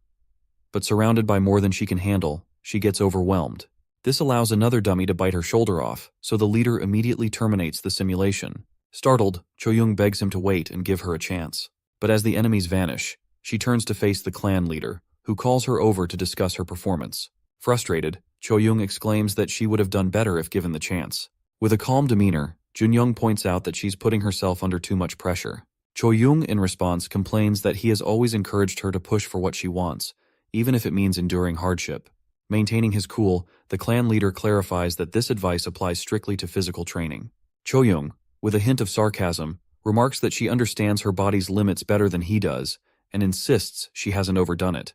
Jun-young, now turning sarcastic himself, asks if she really believes she knows herself better than an AI. He tells her to compare her current mental state to that of a normal one. Seeing her haywire graph, Cho-young regretfully admits her mistake. Jun-young, gritting his teeth, asks if she still hasn't noticed her abnormal mental state flagged by the AI. But with a somber look, She mumbles that it's all to get into the top 5. Hearing this, the clan leader questions her true motivation for wanting to rank up. He wonders if her goal is to gain access to the A-rank gates, where she could earn far more glory and wealth. But Cho-young, gripping her bottle until it shatters, bites her lip. She firmly states that her desire isn't for money or fame, but to wipe out all the monsters in the world. 2 days later at the Hongma clan building, Seokwoo makes his way into a heavily secured area. Using his fingerprints, he unlocks a top security door, which creaks open to reveal a mysterious room. Repulsed by the stench, Seokwoo is surprised to find that his subject has been doing well. As he mumbles about changing the ventilation and lighting, his eyes turn to a guy hunched over, devouring a corpse. Jinchol, chewing on raw flesh, glares like an animal at the man who is rambling about him. Completely unconcerned, Seokwoo casually comments that the A-ranker should continue feasting and rest well, so the monster serum can keep working. Gazing at the blood-covered demonic hunter, the long-haired psycho reveals his excitement for his pet to become the star of the upcoming licensing test. And just like that, 2 more days pass. Our protagonist is busy grinding quests to boost his power in the Pantheon. So when the Flame King asks when they will leave Hell, the Absolute Ruler announces that their time has come. With the last 3 days flying by, the day of the test arrives. In the arena, the commentator announces how, with more people awakening each year, the competition continues to intensify. Journalists eagerly snap photos of the candidates lined up, but their attention is soon drawn to a sleek white Lamborghini. The crowd instantly recognizes its owner, and they rush over to greet the 2 stars of the Hongma clan. A journalist gets the first opportunity to interview Seokwoo. Without beating around the bush, she bluntly asks how he feels about the Hongma clan's return after being banned for cheating 2 years prior. Seokwoo, inwardly cursing the annoying lady, calmly replies that he regrets the so-called accident from back then. Another smug journalist calls him out, accusing him of dodging responsibility with empty words. Seokwoo, unfazed, pats the man's shoulder and confidently declares that this time the match will be fair and square. With that, the 2 make their way into the stadium. Annoyed by the criticism, Jinchul fumes, upset that Seokwoo didn't lash out in return. But Seokwoo calmly reminds his pet to enjoy himself, but warns him from getting emotional and to stay cautious, since they can't afford another ban. Overhearing this conversation, a large man in white overhears the conversation. The Hongma leader narrows his eyes, instantly recognizing the heavily disguised silhouette of none other than the Soul Clan leader, Junyoung. He tries to taunt him, saying that he looks like a gorilla dressed up like that. But the graceful old man replies that it's a tactic to avoid the paparazzi. Junyoung fires back that he doesn't like flaunting his fame like a certain someone. Tipping his hat, the legendary clan leader analyzes Jinchul's aura and instantly recognizes its abnormal nature, which has been cleverly concealed. With a smug grin, Seokwoo tries to brag, suggesting that Junyoung is quite focused on his candidate. But the old man quickly fires back, joking that he hopes Seokwoo hasn't brought another cheater like the last time. After their heated exchange, the Hongma members walk away. Jinchul grumbles that the Soul Clan leader was staring at him like a creep, but Seokwoo brushes it off, telling him to ignore the old man in white and focus on his real target, the cutie passing by, Shin Cho-young. Jinchul eyes her down like a pervert, commenting that she'll be easy to take down. However, Seokwoo warns him not to underestimate her, reminding him that the Soul Clan leader has trained her well. But hearing this only excites Jinchul further. His disgusting face contorts, eager for the chance to crush her. Meanwhile, Junyoung continues analyzing Jinchul from afar, trying to unravel what the Hongma clan might be plotting. But suddenly, his attention is drawn to something far more ominous. Daesung arrives, radiating a monstrous aura. As he walks by, the Soul Clan leader shudders, unsettled by the dark energy emanating from him. Surprised by his shaken demeanor, Cho-young asks her clan leader what's wrong. With his jaw still slightly ajar, Junyoung warns her to stay cautious. She brushes off his concern, confidently promising that she won't let the Hongma clan pull any tricks on her. But Junyoung, narrowing his eyes, clarifies that he's more worried about the other person who passed by her. With 30 minutes left, an announcement calls all candidates to gather in Exam Hall 3. Finishing his call with Chanho, our hero scans his fingerprints and receives a special uniform from a vending machine-like station. In their new cyberpunk-style suits, all the candidates, including our favorite grumbling geezer, assemble in the exam hall. The old man proudly reflects on the hundreds of complaints that got him in. Fired up, he resolves himself to crush our protagonist for daring to touch his head rounder than a baby's butt. But soon after, a massive guy picks him up by the skull and tells him to move aside. Swallowing his pride, the geezer gives up on his revenge. So while the geezer is depressed, our guy arrives on the scene in his new suit, ready to dominate everyone who dares to oppose him. As the exam begins, competitors gather in the arena, where purple rings descend from above. The supervisor greets the crowd and launches into an explanation, noting that these rings represent the 3 floors of the gate, designed specifically for the licensing exam. He further explains that each floor has its own unique environments and distinct clear conditions. As murmurs spread among the participants, a ghostly pale kid questions when they will receive weapons. In response, the supervisor sharply clarifies that no weapons will be provided, and no one is permitted to bring any equipment other than the suits given. This announcement causes an uproar, with complaints that no one can fight without weapons. At this moment, a cute AI hologram appears, announcing its role in tracking everyone's progress. The cheerful hologram reveals that the test is not about the hunter's fighting ability, but rather their natural skill in surviving the harshest conditions. With that clarification, the gate opens. The participants then find themselves on the first floor of the gate, a rainforest. Everyone is soon drenched in sweat and struggling to breathe. Meanwhile, a team of analysts, watching through various cameras, laughs at the low quality of the applicants. As they speculate about the possibility of everyone failing, a mushroom-headed guy compliments Choyoung for keeping a cool head and conserving his energy. Seeing everyone compliment his ace, Junyoung smiles in satisfaction. Meanwhile, others praise Jinchul from the Hongma clan. Xiaoku glances at Junyoung's reaction, assuming that his shock stems from Jinchul's performance. However, the old man's expression remains frozen as panic spreads among the crowd, all eyes on a certain cool guy. Xiaoku feels appalled, recognizing the very person he sent an assassin after. It seems unbelievable that Daesung radiates no aura, with not a drop of sweat visible on his body. Meanwhile, it is revealed that our boy drank a potion, making him immune to all environmental factors. He laughs inwardly, knowing it's forbidden, but only if he gets caught. So when purple bands appear on everyone's wrists, the cute AI announces the start of the first round. It reveals that the clear condition for the first floor is to hunt 20 swamp orcs.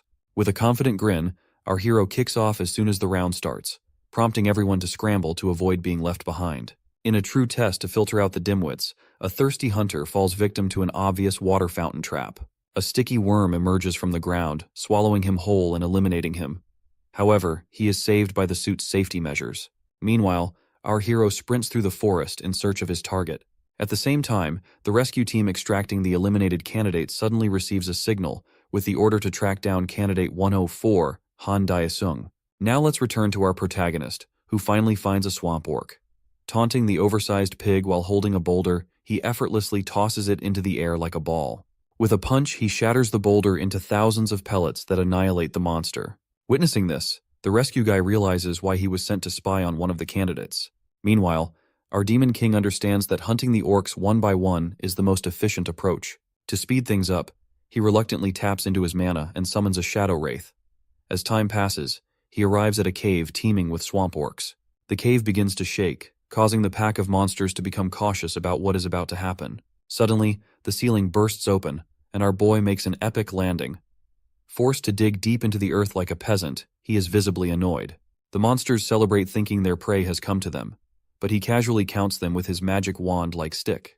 Counting enough targets to complete his mission, he tells the Flame King to translate the monsters' final words. Upon hearing that the monsters are discussing hunting the ruler of hell, he orders the demon sword to burn them to ashes. Elsewhere in the forest, Choyoung uses her aura to search for targets. As her skill detects one, she instantly kicks through the trees like a bullet. The confident Soul Clan ace estimates that she can clear the first floor in a single hour. As Choyoung approaches her fourth kill, a hunter suddenly flies in and snatches it away. Her pupils widen in shock at the monstrous figure that flashes by her. Scornfully, she looks down upon the Hongma scumbag, who loudly boasts about his fifth kill. Frustrated, she declares that stealing kills is expected behavior from Hongma trash. In response, he mocks her for being foolish enough to think the kill belonged to her. The two continue their trash talk, glaring daggers at each other. High on drugs, Jinchul considers murdering her to eliminate the annoyance but decides to hold off until the second floor. With that, Choyoung turns away with a sigh and erects her middle finger, with an infuriatingly smug grin. Fuming, the short-tempered cheater charges in, ready to kill her. But both of them suddenly freeze, their attention grabbed by a roaring sound. Mere minutes before their meeting, Daesung uses his flame sword to smolder his foes, unleashing the Hellfire Greatsword's first skill. Suddenly, a bolt of ravaging flames burst out of his tiny stick and envelope their target, creating a tornado that erupts into the sky. The shocked observers are left speechless. With this display, the AI announces our fiery hero's promotion to the second floor. Chaos erupts among the judges, who fail to find any information on him, while others rush to recruit him. The Soul Clan leader grins, intrigued by our demon lord's monstrous power. Annoyed by Jinchul's spotlight being stolen, Seokwoo scoffs and walks away in disappointment. The clerk lady from the ranking place starts rattling her colleague, who mocked her hunch about Daesung. Meanwhile, another observer can hardly believe his eyes, realizing that the weak old geezer, Jin Sang, has been tailing him the entire time. With an axe in hand, the foolish old man begins finishing off the half-burnt corpses left behind by our boy, racking up 11 kills. The ranking place employees discuss how the geezer could possibly get in, so the clerk lady spills the beans about his barrage of complaints. Seeing his employees slacking off, the branch manager arrives to explain that he personally approved the geezer. He reveals that the old man was reported to have entered a gate strapped with dynamite. Dumbfounded, the clerk lady asks if the madman is trying to commit suicide. However, the branch manager shares the bald geezer's tragic backstory.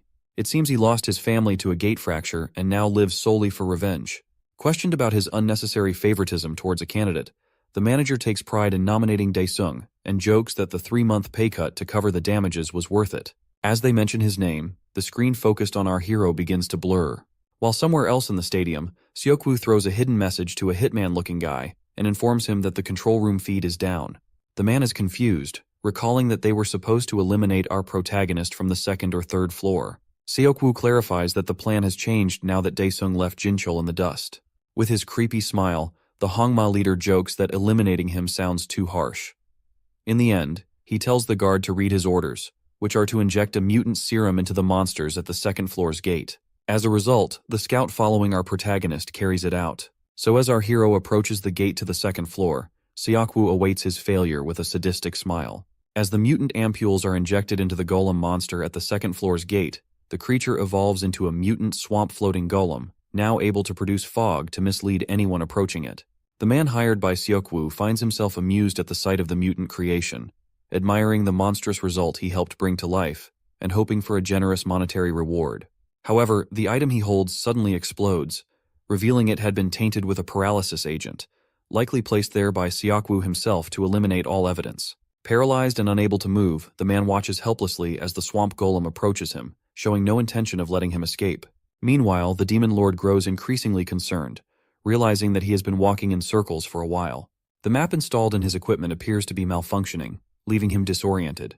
As he moves forward, he stumbles upon the decomposed corpse of the man hired by Seokwoo. Suspicion immediately arises in his mind, as he doubts the test organizers would have intentionally left the body in this spot. Suddenly, the shadow of the monster looms before the demon lord, followed by a swift surprise attack.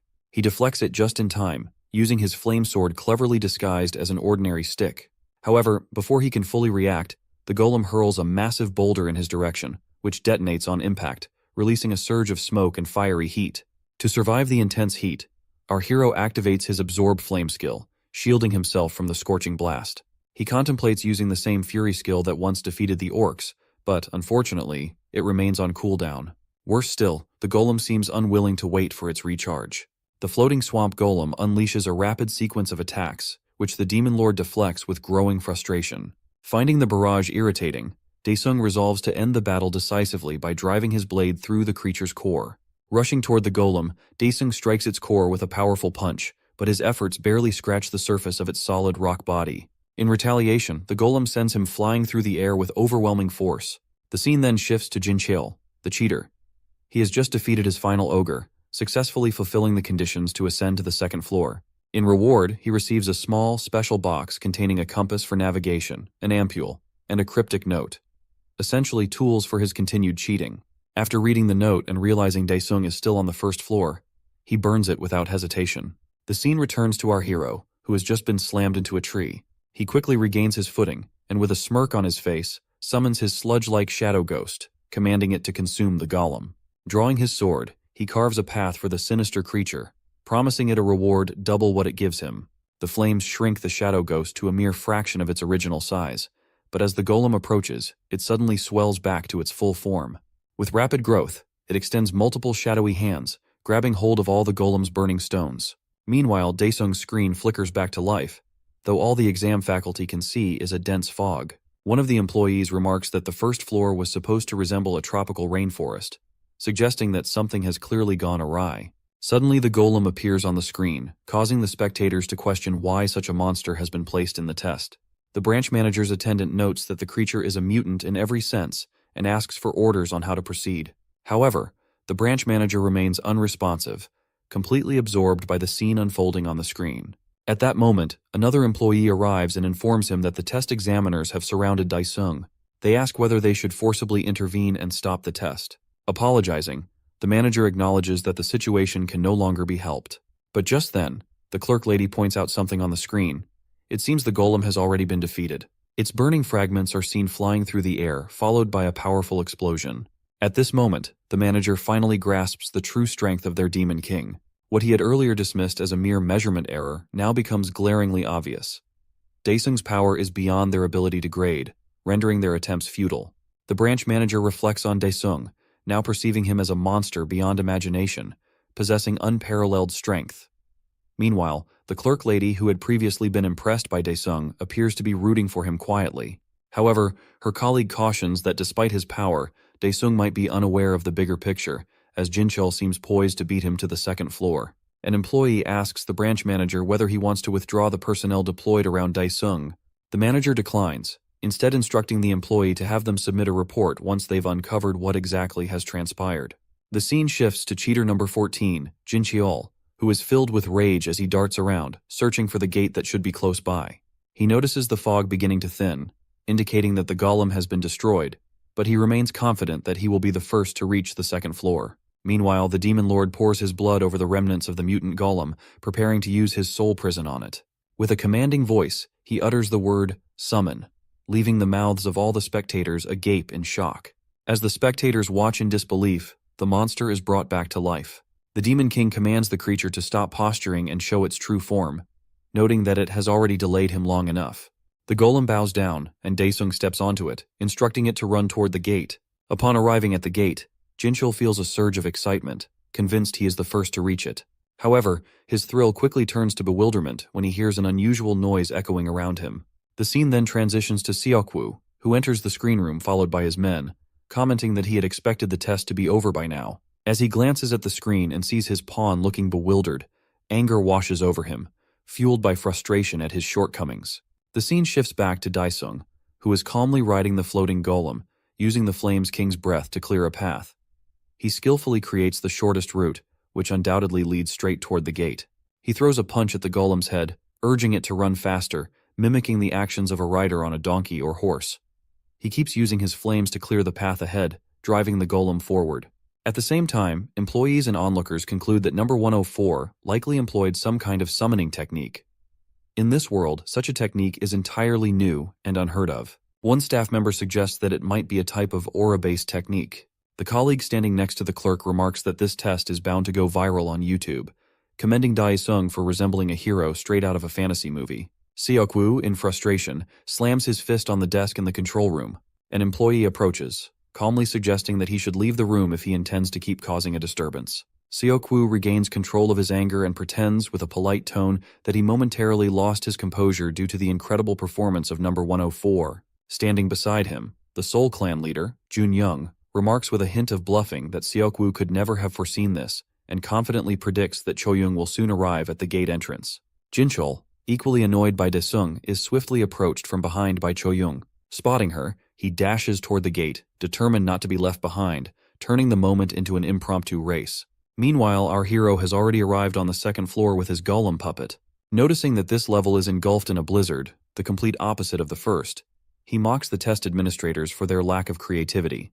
Dismissing the golem, he receives congratulations for being the first to reach the second floor. The guiding AI soon reveals the conditions for the next part of the test. The AI explains that the top 5 players will each begin from different entrances, and all participants will share a single goal: to reach the peak of the snow-covered mountain. The Demon Lord makes a rough guess that the distance is around 5 kilometers and begins his ascent. He finds it irritating to climb with his bare hands, especially knowing that cameras are positioned everywhere, preventing him from using his abilities. The scene shifts to Jinchul, irritated by his position on the mountain.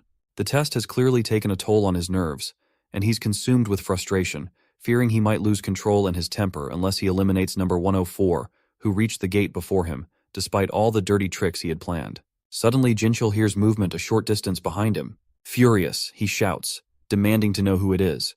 To his surprise, it's the same old Baldy from before. Somehow, the man has made it to the second floor just in time, though the harsh weather appears to be overwhelming him. With a villainous gleam in his eyes, Jinchul presses against the mountainside, attempting to trigger an avalanche to get rid of the unsuspecting man. The baldy slaps his own face, trying to gather his strength as memories of his lost family flash through his mind. With a burst of defiance, he shouts that he doesn't feel the cold at all. However, his determination is short-lived, as he's soon swept away by the avalanche. Jin Cheol, after successfully getting rid of him, gives a sinister smile. Immediately afterward, the broadcast drones malfunction, leaving the staff unable to monitor the situation. Seokwoo, who is undoubtedly behind the disruption, silently wishes his pawn good luck, hoping he won't make any mistakes or disappoint him. The scene shifts back to the second floor, where some of the regular players, though chilled by the harsh conditions, encourage each other to keep going. Suddenly, Jinchul appears behind them, moving at lightning speed. Without warning, he grabs their heads and crushes them in his hands. Enhanced by the Orc Champion Ampule effect, Jinchul looks enormous and unstoppable, killing everyone in his path as he advances. Meanwhile, Choyoung is left bewildered, noticing that all the tech and electronic devices have mysteriously stopped functioning. Daesung, on the other hand, sees this as a fortunate turn of events, realizing that he can now use his skills freely without being noticed. Daesung leaps off the cliff, activating his Destruction Dragon Knight Valark's armor. As his majestic demonic wings unfold, he soars through the air. Choyoung, sensing a powerful and unfamiliar aura, looks up and sees Daesung flying above with an imposing presence. Meanwhile, Jinchul, still busy slaughtering other players, catches sight of Daesung flying toward the peak. He speculates that Daesung might have used a harpy ampule to gain the ability to fly, and immediately starts chasing after him. The scene shifts back to the association building, where Junyoung is urgently requesting the branch manager to abort the test. He argues that the safety of the awakened should be their top priority, pushing for the test to be halted immediately. The president, appearing spaced out, asks Soul Clan Captain Junyoung to be patient, reassuring him that an investigation team will be sent as soon as possible. Seokwoo, however, takes the opportunity to mock Junyoung, questioning why he would even call them awakened if they can't handle such minor risks. This remark ignites Junyoung's anger. Captain Junyoung, now suspicious, directly questions Seokwoo, asking if he is responsible for the current situation. Seokwoo, ignoring the question, continues to taunt him, insinuating that Choyoung must be weak if Junyoung is so worried about her. He pushes further, calling Junyoung an old man and suggesting that he should consider retiring, deliberately stepping on his nerves. The scene then shifts back to Daesung, who has reached the peak and is warming up, preparing himself to enter the third floor. Meanwhile, the old baldy somehow manages to survive the avalanche, lying in the snow as tears stream down his face. Rising to his feet, he shouts out loud, declaring himself a victor for having survived.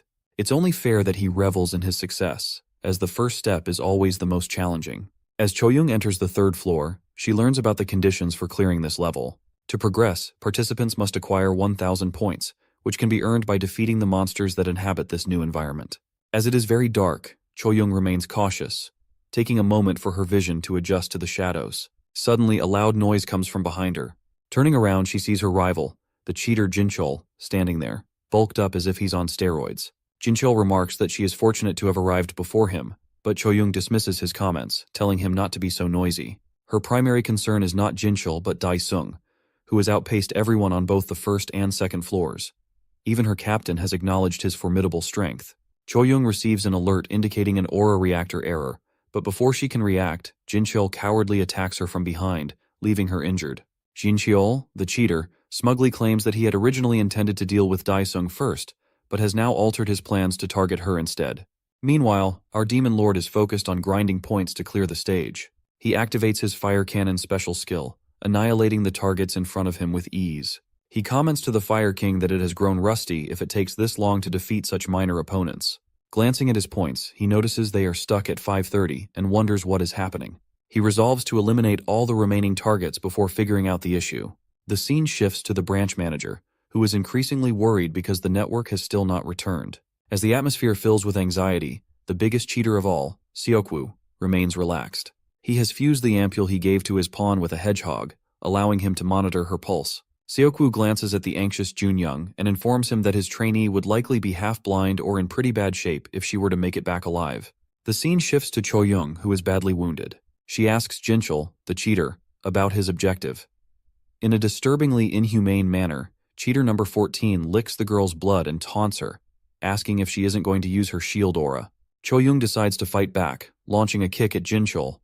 However, her kick misses, and she quickly retreats into hiding. This move irritates Jinchul, who mocks her for being a coward. Desperate, she tries to heal herself but is spotted by Jinchul. In a swift motion, she throws her defensive suit at his face, then follows up with a strike to his groin and a knee slam to his face. Declaring herself the ace of the Soul Clan, she channels all her strength into her attack, slamming Jinchul to the ground. With that, she moves away, determined to find and hunt the monsters. Meanwhile, Daesung grows increasingly frustrated with the device he is wearing, finding it useless as it records no points. He wonders whether he should go and ask the organizers about the malfunctioning equipment, realizing that all their devices seem rusty and unreliable. As Choyoung navigates the area, she finds herself alone, puzzled about where everyone has gone. Suddenly, Jinchul approaches from behind, seeking revenge. Alarmed, she turns to run for her life, but Jinchul appears in front of her as if he had blinked, slamming her down to the ground. He continues to attack her relentlessly, behaving like a nasty goblin, causing her to bleed. Grabbing her by the hair, he holds her head and taunts her, stating that she will face a painful death. Tears stream down Choyoung's face as she bleeds and receives a punch to her abdomen. Jinchul taunts her, asking her to call for help, only to mock her by reminding her that all the equipment is broken. Seizing an opening, Choyoung thrusts her finger into Jinchul's eyes, causing him to bleed and howl in pain. She tries to stand up to escape, but Jinchul grabs her by the neck, lifting her off the ground. Just as he prepares to throttle her to death, Daesung appears from behind, confronting him and demanding to know what he thinks he is doing. Upon seeing Daesung, Jinchul immediately releases Choyoung and bursts into mad laughter, viewing Daesung as the prey that has walked right into his trap. He tells Daesung that he has been looking all over for him. Our Demon Lord thanks Jinchul for waiting, deliberately dodging his attack as he walks over to Choyoung. Noticing her poor condition, he wonders if she has a significant wound, given her slow recovery. Turning to face Jinchul, Daesung questions him if he is the one behind her injuries. With a smirk on his face, Jinchul replies that he merely taught her a lesson, and soon, he will make Daesung look just like her. Daesung reiterates his question, clarifying that he is referring to the broken point meter. Jinchul laughs, launching a wave attack toward Daesung. He mocks the Demon Lord, claiming that he is out of luck since the emergency protection is broken. Instantly, Daesung dashes toward the creep and delivers a powerful punch to his face, sending him flying. Following up with a fire barrage attack, Daesung adds insult to injury.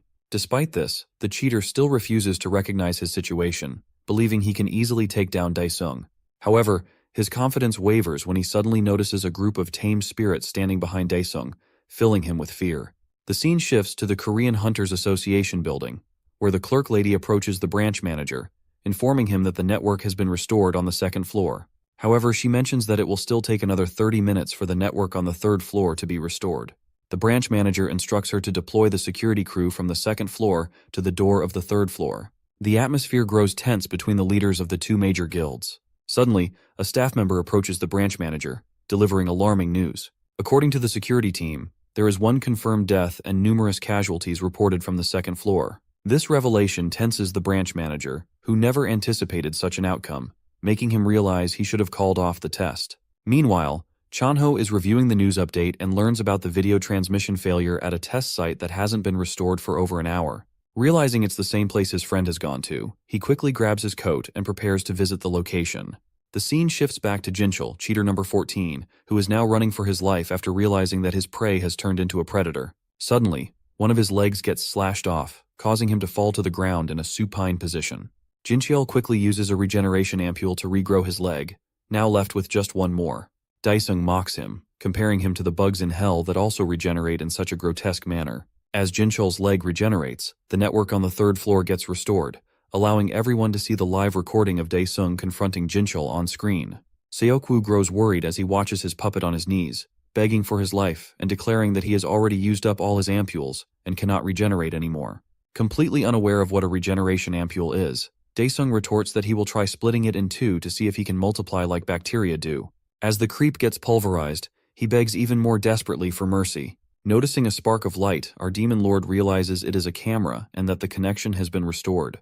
He then diverts his attention back to Jinchul, presenting him with a proposition.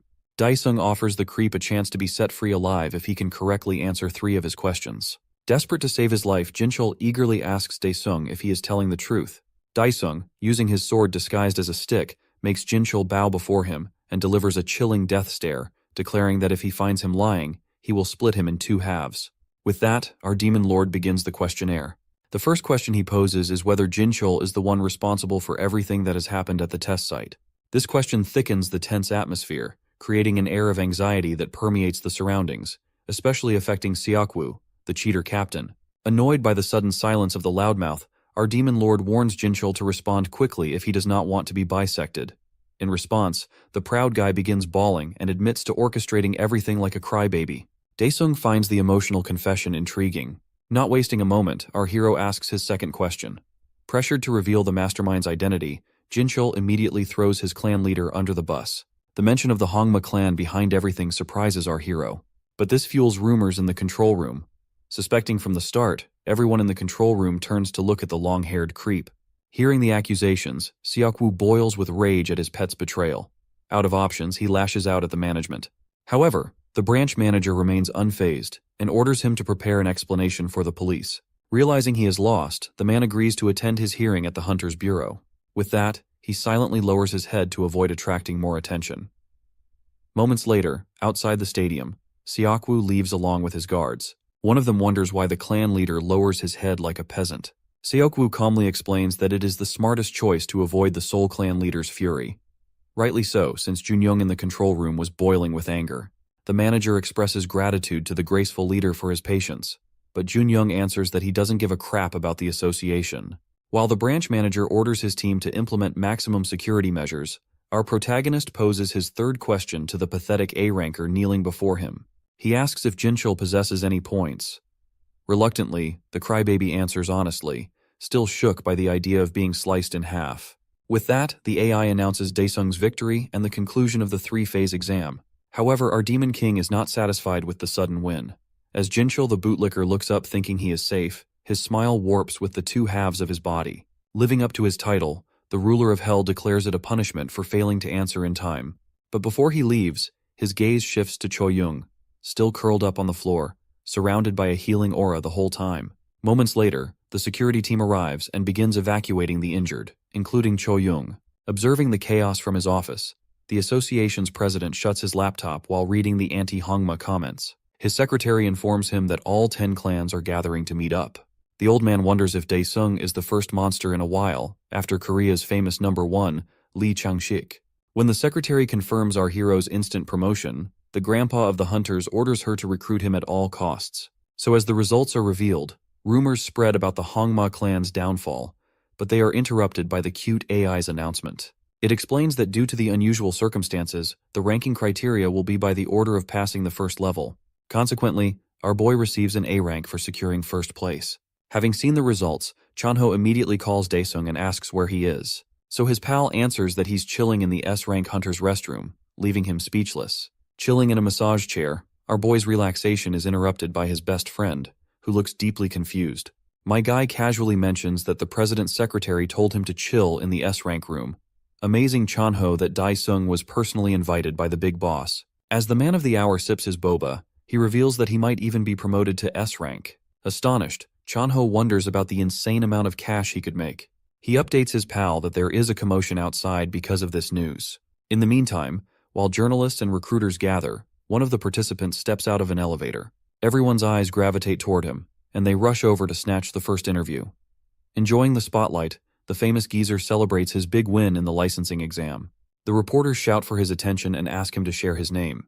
With a straight face, the geezer introduces himself as Han Daesung.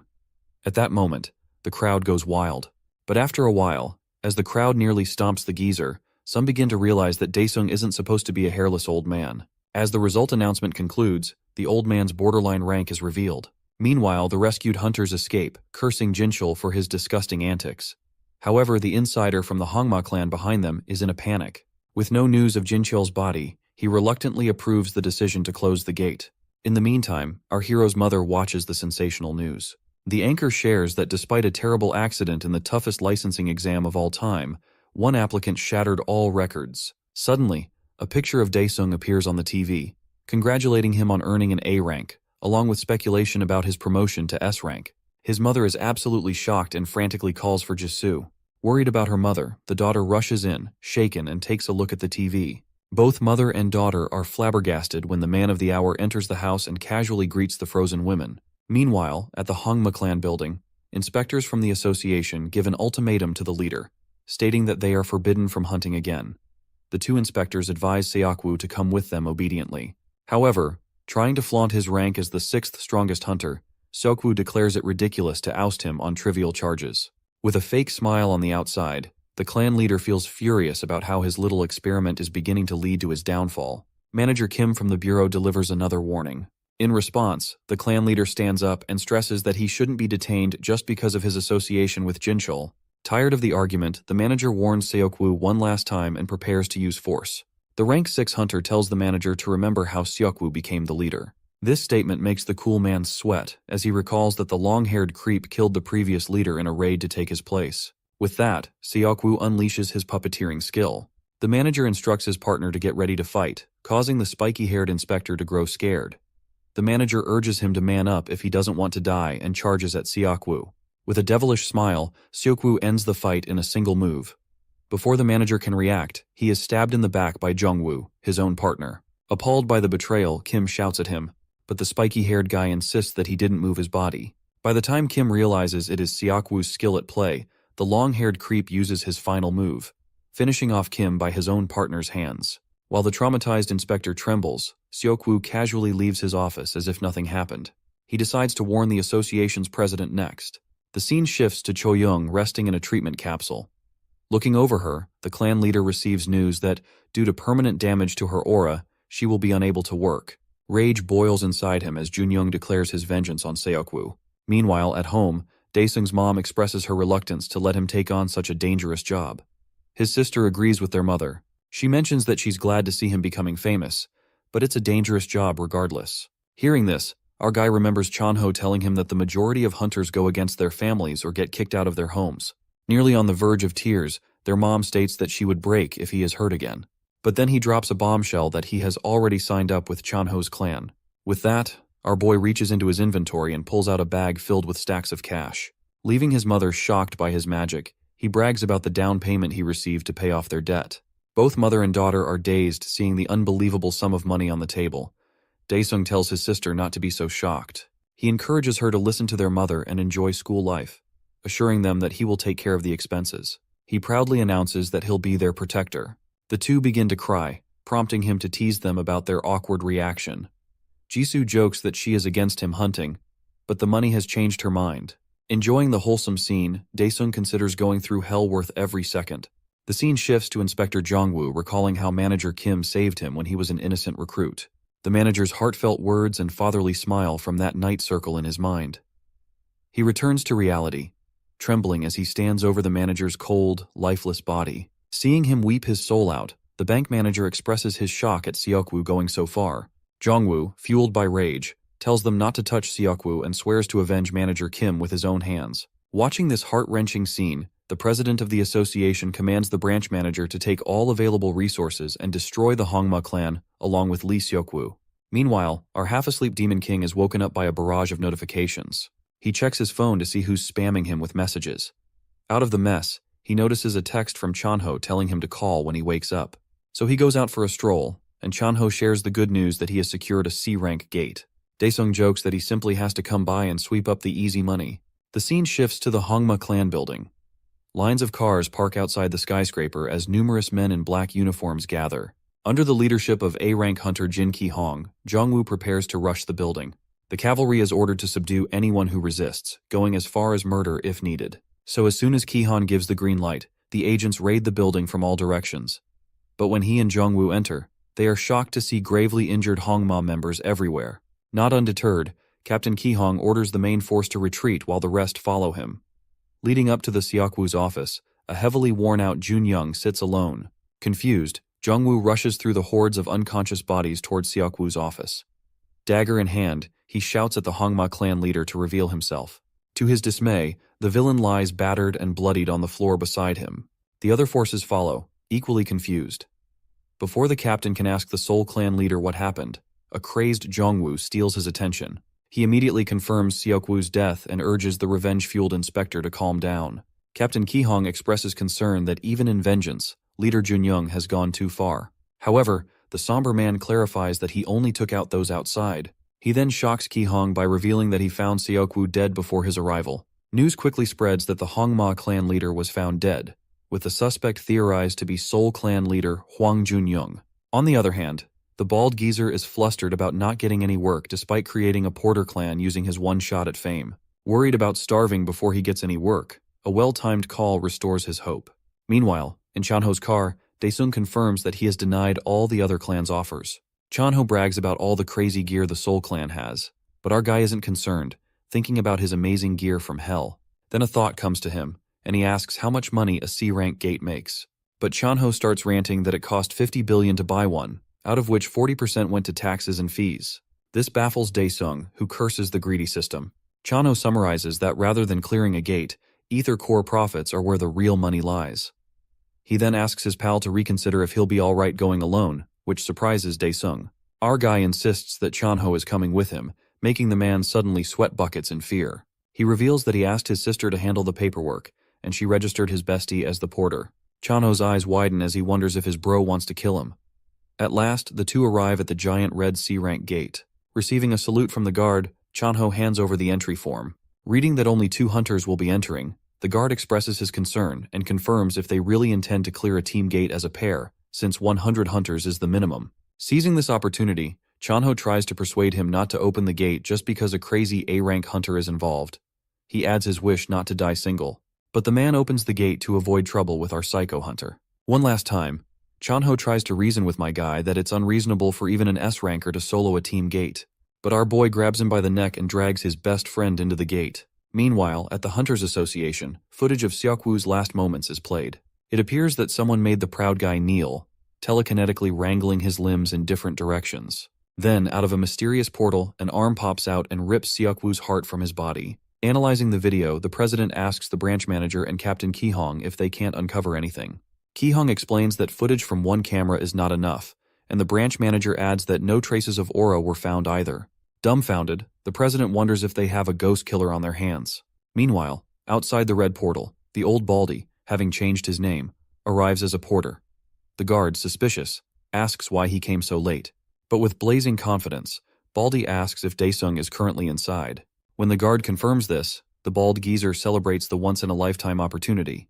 He can eat up all of Daesung's scraps as the sole porter. The scene then shifts to the past, right after Jinchul was split in half. Regenerating from the fatal injury, he cries over the disgrace he faced and vows to take revenge. Suddenly, the same entity that took Seokwoo's life appears. Laughing ominously, the eyeball offers to take revenge on his behalf. As our demon lord enters the dungeon alongside his friend, Chanho grows increasingly nervous, glancing around as it is his first time stepping inside the gate. Daesung points out a stampede of monsters approaching them, which sends Chanho into a panic as he wonders why they are so large. The approaching monsters are Class 3 wasteland lizardlings, viewing the two as nothing more than food.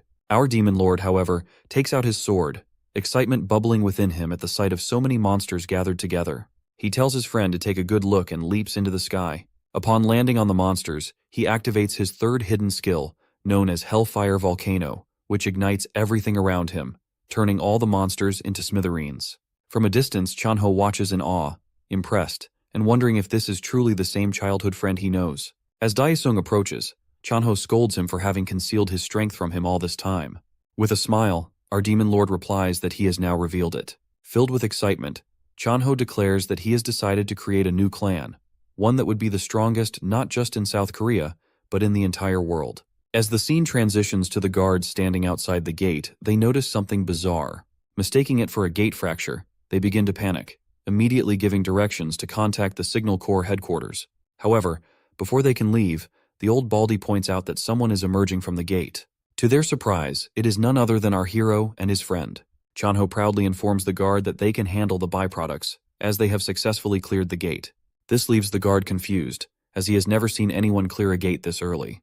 The old Baldy immediately rushes toward our hero, handing him his card. He introduces himself with a fake name, An Daesung, and shares his details, reminding our hero that he participated alongside him in the test. He explains that he is in charge of the byproduct disposal.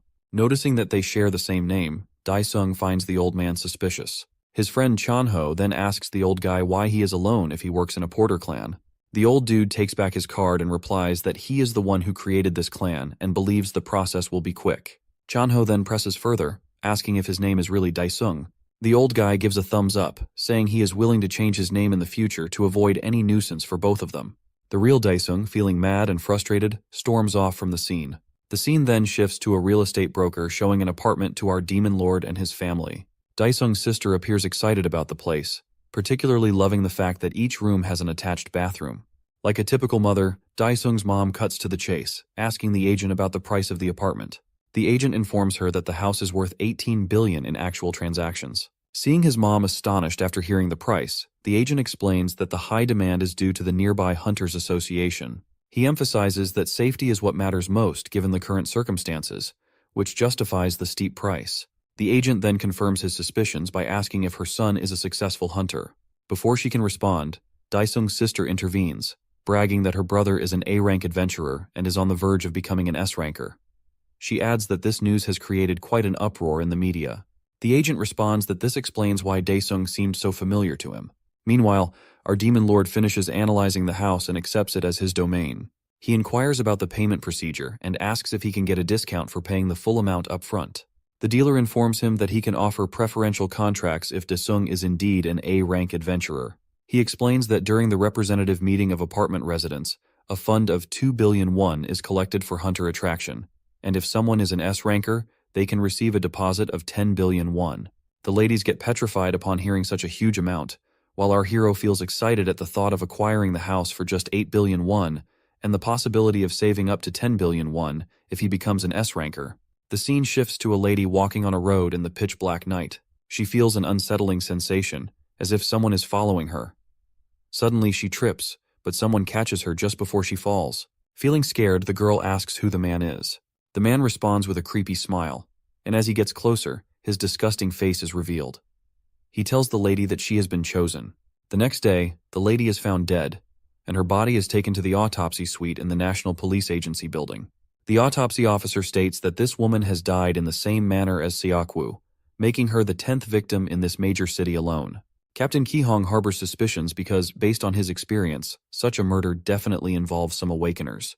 Just as he believed the situation had calmed down, he now faces the challenge of dealing with this new serial killer case. Inspector Jongwoo tells Ki-hong not to worry and assures him that he will handle the matter. However, Captain Ki-hong instructs Jongwoo to prioritize the gate search work at the head office first. As he leaves, the A-ranker Captain Ki-hong asks the forensic medicine expert to make the investigation public. Furthermore, he promises active support for the inspection bureau. Meanwhile, Jincheol, the cheater number 14, finds himself alive in a laboratory. As he opens his eyes, he feels disoriented and shouts, asking where he is. A nearby scientist expresses pleasure at seeing him awake. The scientist mocks him for screaming like an infant. Jincheol repeats his question about his whereabouts. The scientist points out that the room resembles the Hongma building laboratory, which leads Jincheol to realize he is in the awakening ampule infusion room. The scientist proceeds to explain the situation to the bewildered man, introducing himself as the elder of Honsei and mentioning that his name is Roman. He adds that he is the one responsible for saving him by making a special request to the chief priest. Jincheol notices a peculiar eye staring at him and, confused about his survival, seems to wonder if he didn't actually die. Roman clarifies that he has been reborn as one of the people of Honsei. The young man, however, still appears lost in thought. Roman then presents an ampule, asking if he desires to rule the world alongside them. Meanwhile, Chanho receives a call from his close friend, the confident demon lord, who shares his desire to be promoted to S rank. Chanho argues that focusing on clearing gates should be his main priority, but as he listens to his friend's reasoning, he becomes curious about why he suddenly wants to buy a house. In the end, Chanho agrees to bid on every gate he can find and asks Daesung to assist in easing the workload by acquiring some equipment from the Aura market. Who needs to purchase equipment when he can obtain superior gear from Pantheon? With this thought, our hero steps into the Pantheon and chooses the Absolute Ruler's Field implementation quest. Among the 5 types of fields available for implementation, he opts for the 5th one, known as Balark's Iron Castle. The Demon Lord is then informed that the rulers of each field have been brainwashed by transcendence from the heavens, and his mission is to defeat them. He loads the necessary data and prepares himself for the implementation. He is teleported to Balark's Iron Castle, only to find himself equipped with a set of cheap-looking armor, including a shield and sword, which immediately irritate him. He mocks the items, questioning if being outfitted with such gear qualifies him as nerfed. The scene shifts to the office of the branch manager at the Korean Hunters Association. The branch manager is in the middle of issuing orders when, without warning, a clerk rushes in with urgent news. The Ocean Clan has failed to clear a particular B-ranked gate. The manager's assistant struggles to believe the news, given that the Ocean Clan, led by Baek Heron, is one of Korea's top 4 clans. However, the clerk clarifies that the monsters in the gate were not compatible with the captain's aura skill, prompting her to request assistance from an S-ranker. Normally, such a request would cause concern, but the branch manager feels confident. After all, this is Baek Heron, an elegant and powerful figure, someone anyone would be eager to assist. The manager swiftly gives instructions to locate S-rankers Lee Chang-shik and Seo Dong-chul, informing them of the situation at hand. The assistant considers it an easy task, remarking that no one in Korea would refuse a request from Baek Heron, the nation's top healer hunter. However, the clerk points out one exception, Ryu Seo-yeon from the fortress, who is known to hold a grudge against Baek Heron. After issuing the final orders and granting permission to use the helicopter, the branch manager dismisses his staff.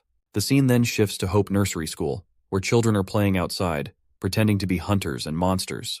Among them is Seo Dong-chul, the S-rank hunter with a pencil sketch beard, from the Crow clan, joyfully playing along with the children. A sister approaches Seo Dong-chul, addressing him as director, and informing him that he has received an urgent notice from the Hunters Association. Without wasting a moment, the S-ranker asks the sister to watch over the children, explaining that he must urgently attend to a gate. The sister, concerned, tells him to take care, but he reassures her with a smile, reminding her that, as the #1 hunter in South Korea, there's no need to worry. Meanwhile, the other S-ranker, Lee Chang-shik, has just returned from clearing a C-rank gate on Jeju Island. He finds these lower-ranked dungeons tedious and longs for a more challenging task. His secretary approaches and informs him that he has been requested for assistance by Baek Heron of the Ocean Clan. Lee Chang-shik wastes no time and immediately calls for his helicopter, preparing for departure. It's clear that he holds a special regard for Lady Heron, as her mere name seems powerful enough to alter the direction of his life. Meanwhile, back in Pantheon, our hero finds himself facing the formidable gatekeeper of the Iron Castle. Under normal circumstances, with his true strength, the gatekeeper would pose no threat. But now he is left with only a curved sword and a ridiculous ice shield. Taking a moment, he sits down, reflecting on how he managed to defeat this opponent in the past. His eyes carefully examine the items in his possession, and he begins to wonder if the ice shield holds the key to solving this puzzle. Realizing something, he stands up, ready to engage the gatekeeper in combat once again. The scene shifts to the B-ranked gate that the Ocean Clan had failed to conquer. Reporters gather in front of it, eager to capture significant moments for their audience. They inform the public that the Ocean Clan is preparing for a second attempt at the gate. Suddenly, Lady Heron arrives on the scene, and reporters quickly surround her, bombarding her with questions. The moment they lay eyes on her, they seem to be enchanted. She approaches one of the reporters and requests his microphone, wanting to share important details with the public. Meanwhile, the two S-rankers, Chang-shik and Dong-chul, arrive, ready to assist the Ocean Lady. It's evident that Chang-shik harbors a crush on her, evident in his attentive demeanor. The news reporters begin to argue about what title to give their coverage. As the hunters step into the gate, a voice rings out, advising the reporters to frame the title using a combination like Lee Seo Baek to capture the public's attention more effectively. The scene shifts back to the Pantheon, where Dae-sung, in a fit of determination, tries to set the gatekeeper ablaze in an effort to rouse him from his slumber. The gatekeeper screams upon waking, fully prepared to confront the one who disturbed his rest. Our hero thinks carefully, knowing that one misstep could lead to his demise. He applies some lubricant strategically, successfully causing the monster to trip. As the monster tumbles to the ground, he dashes forward, piercing his sword through the gatekeeper's seal, defeating him effortlessly, as if it were merely child's play. Our hero stands tall and proud, relishing the fact that he recalled the slumbering giant's weakness just in time. He drops the items, realizing that he won't need them inside the Iron Castle.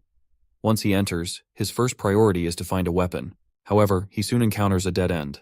Recalling his experiences from his time in Hell, he remembers a secret button hidden within the wall and quickly locates it.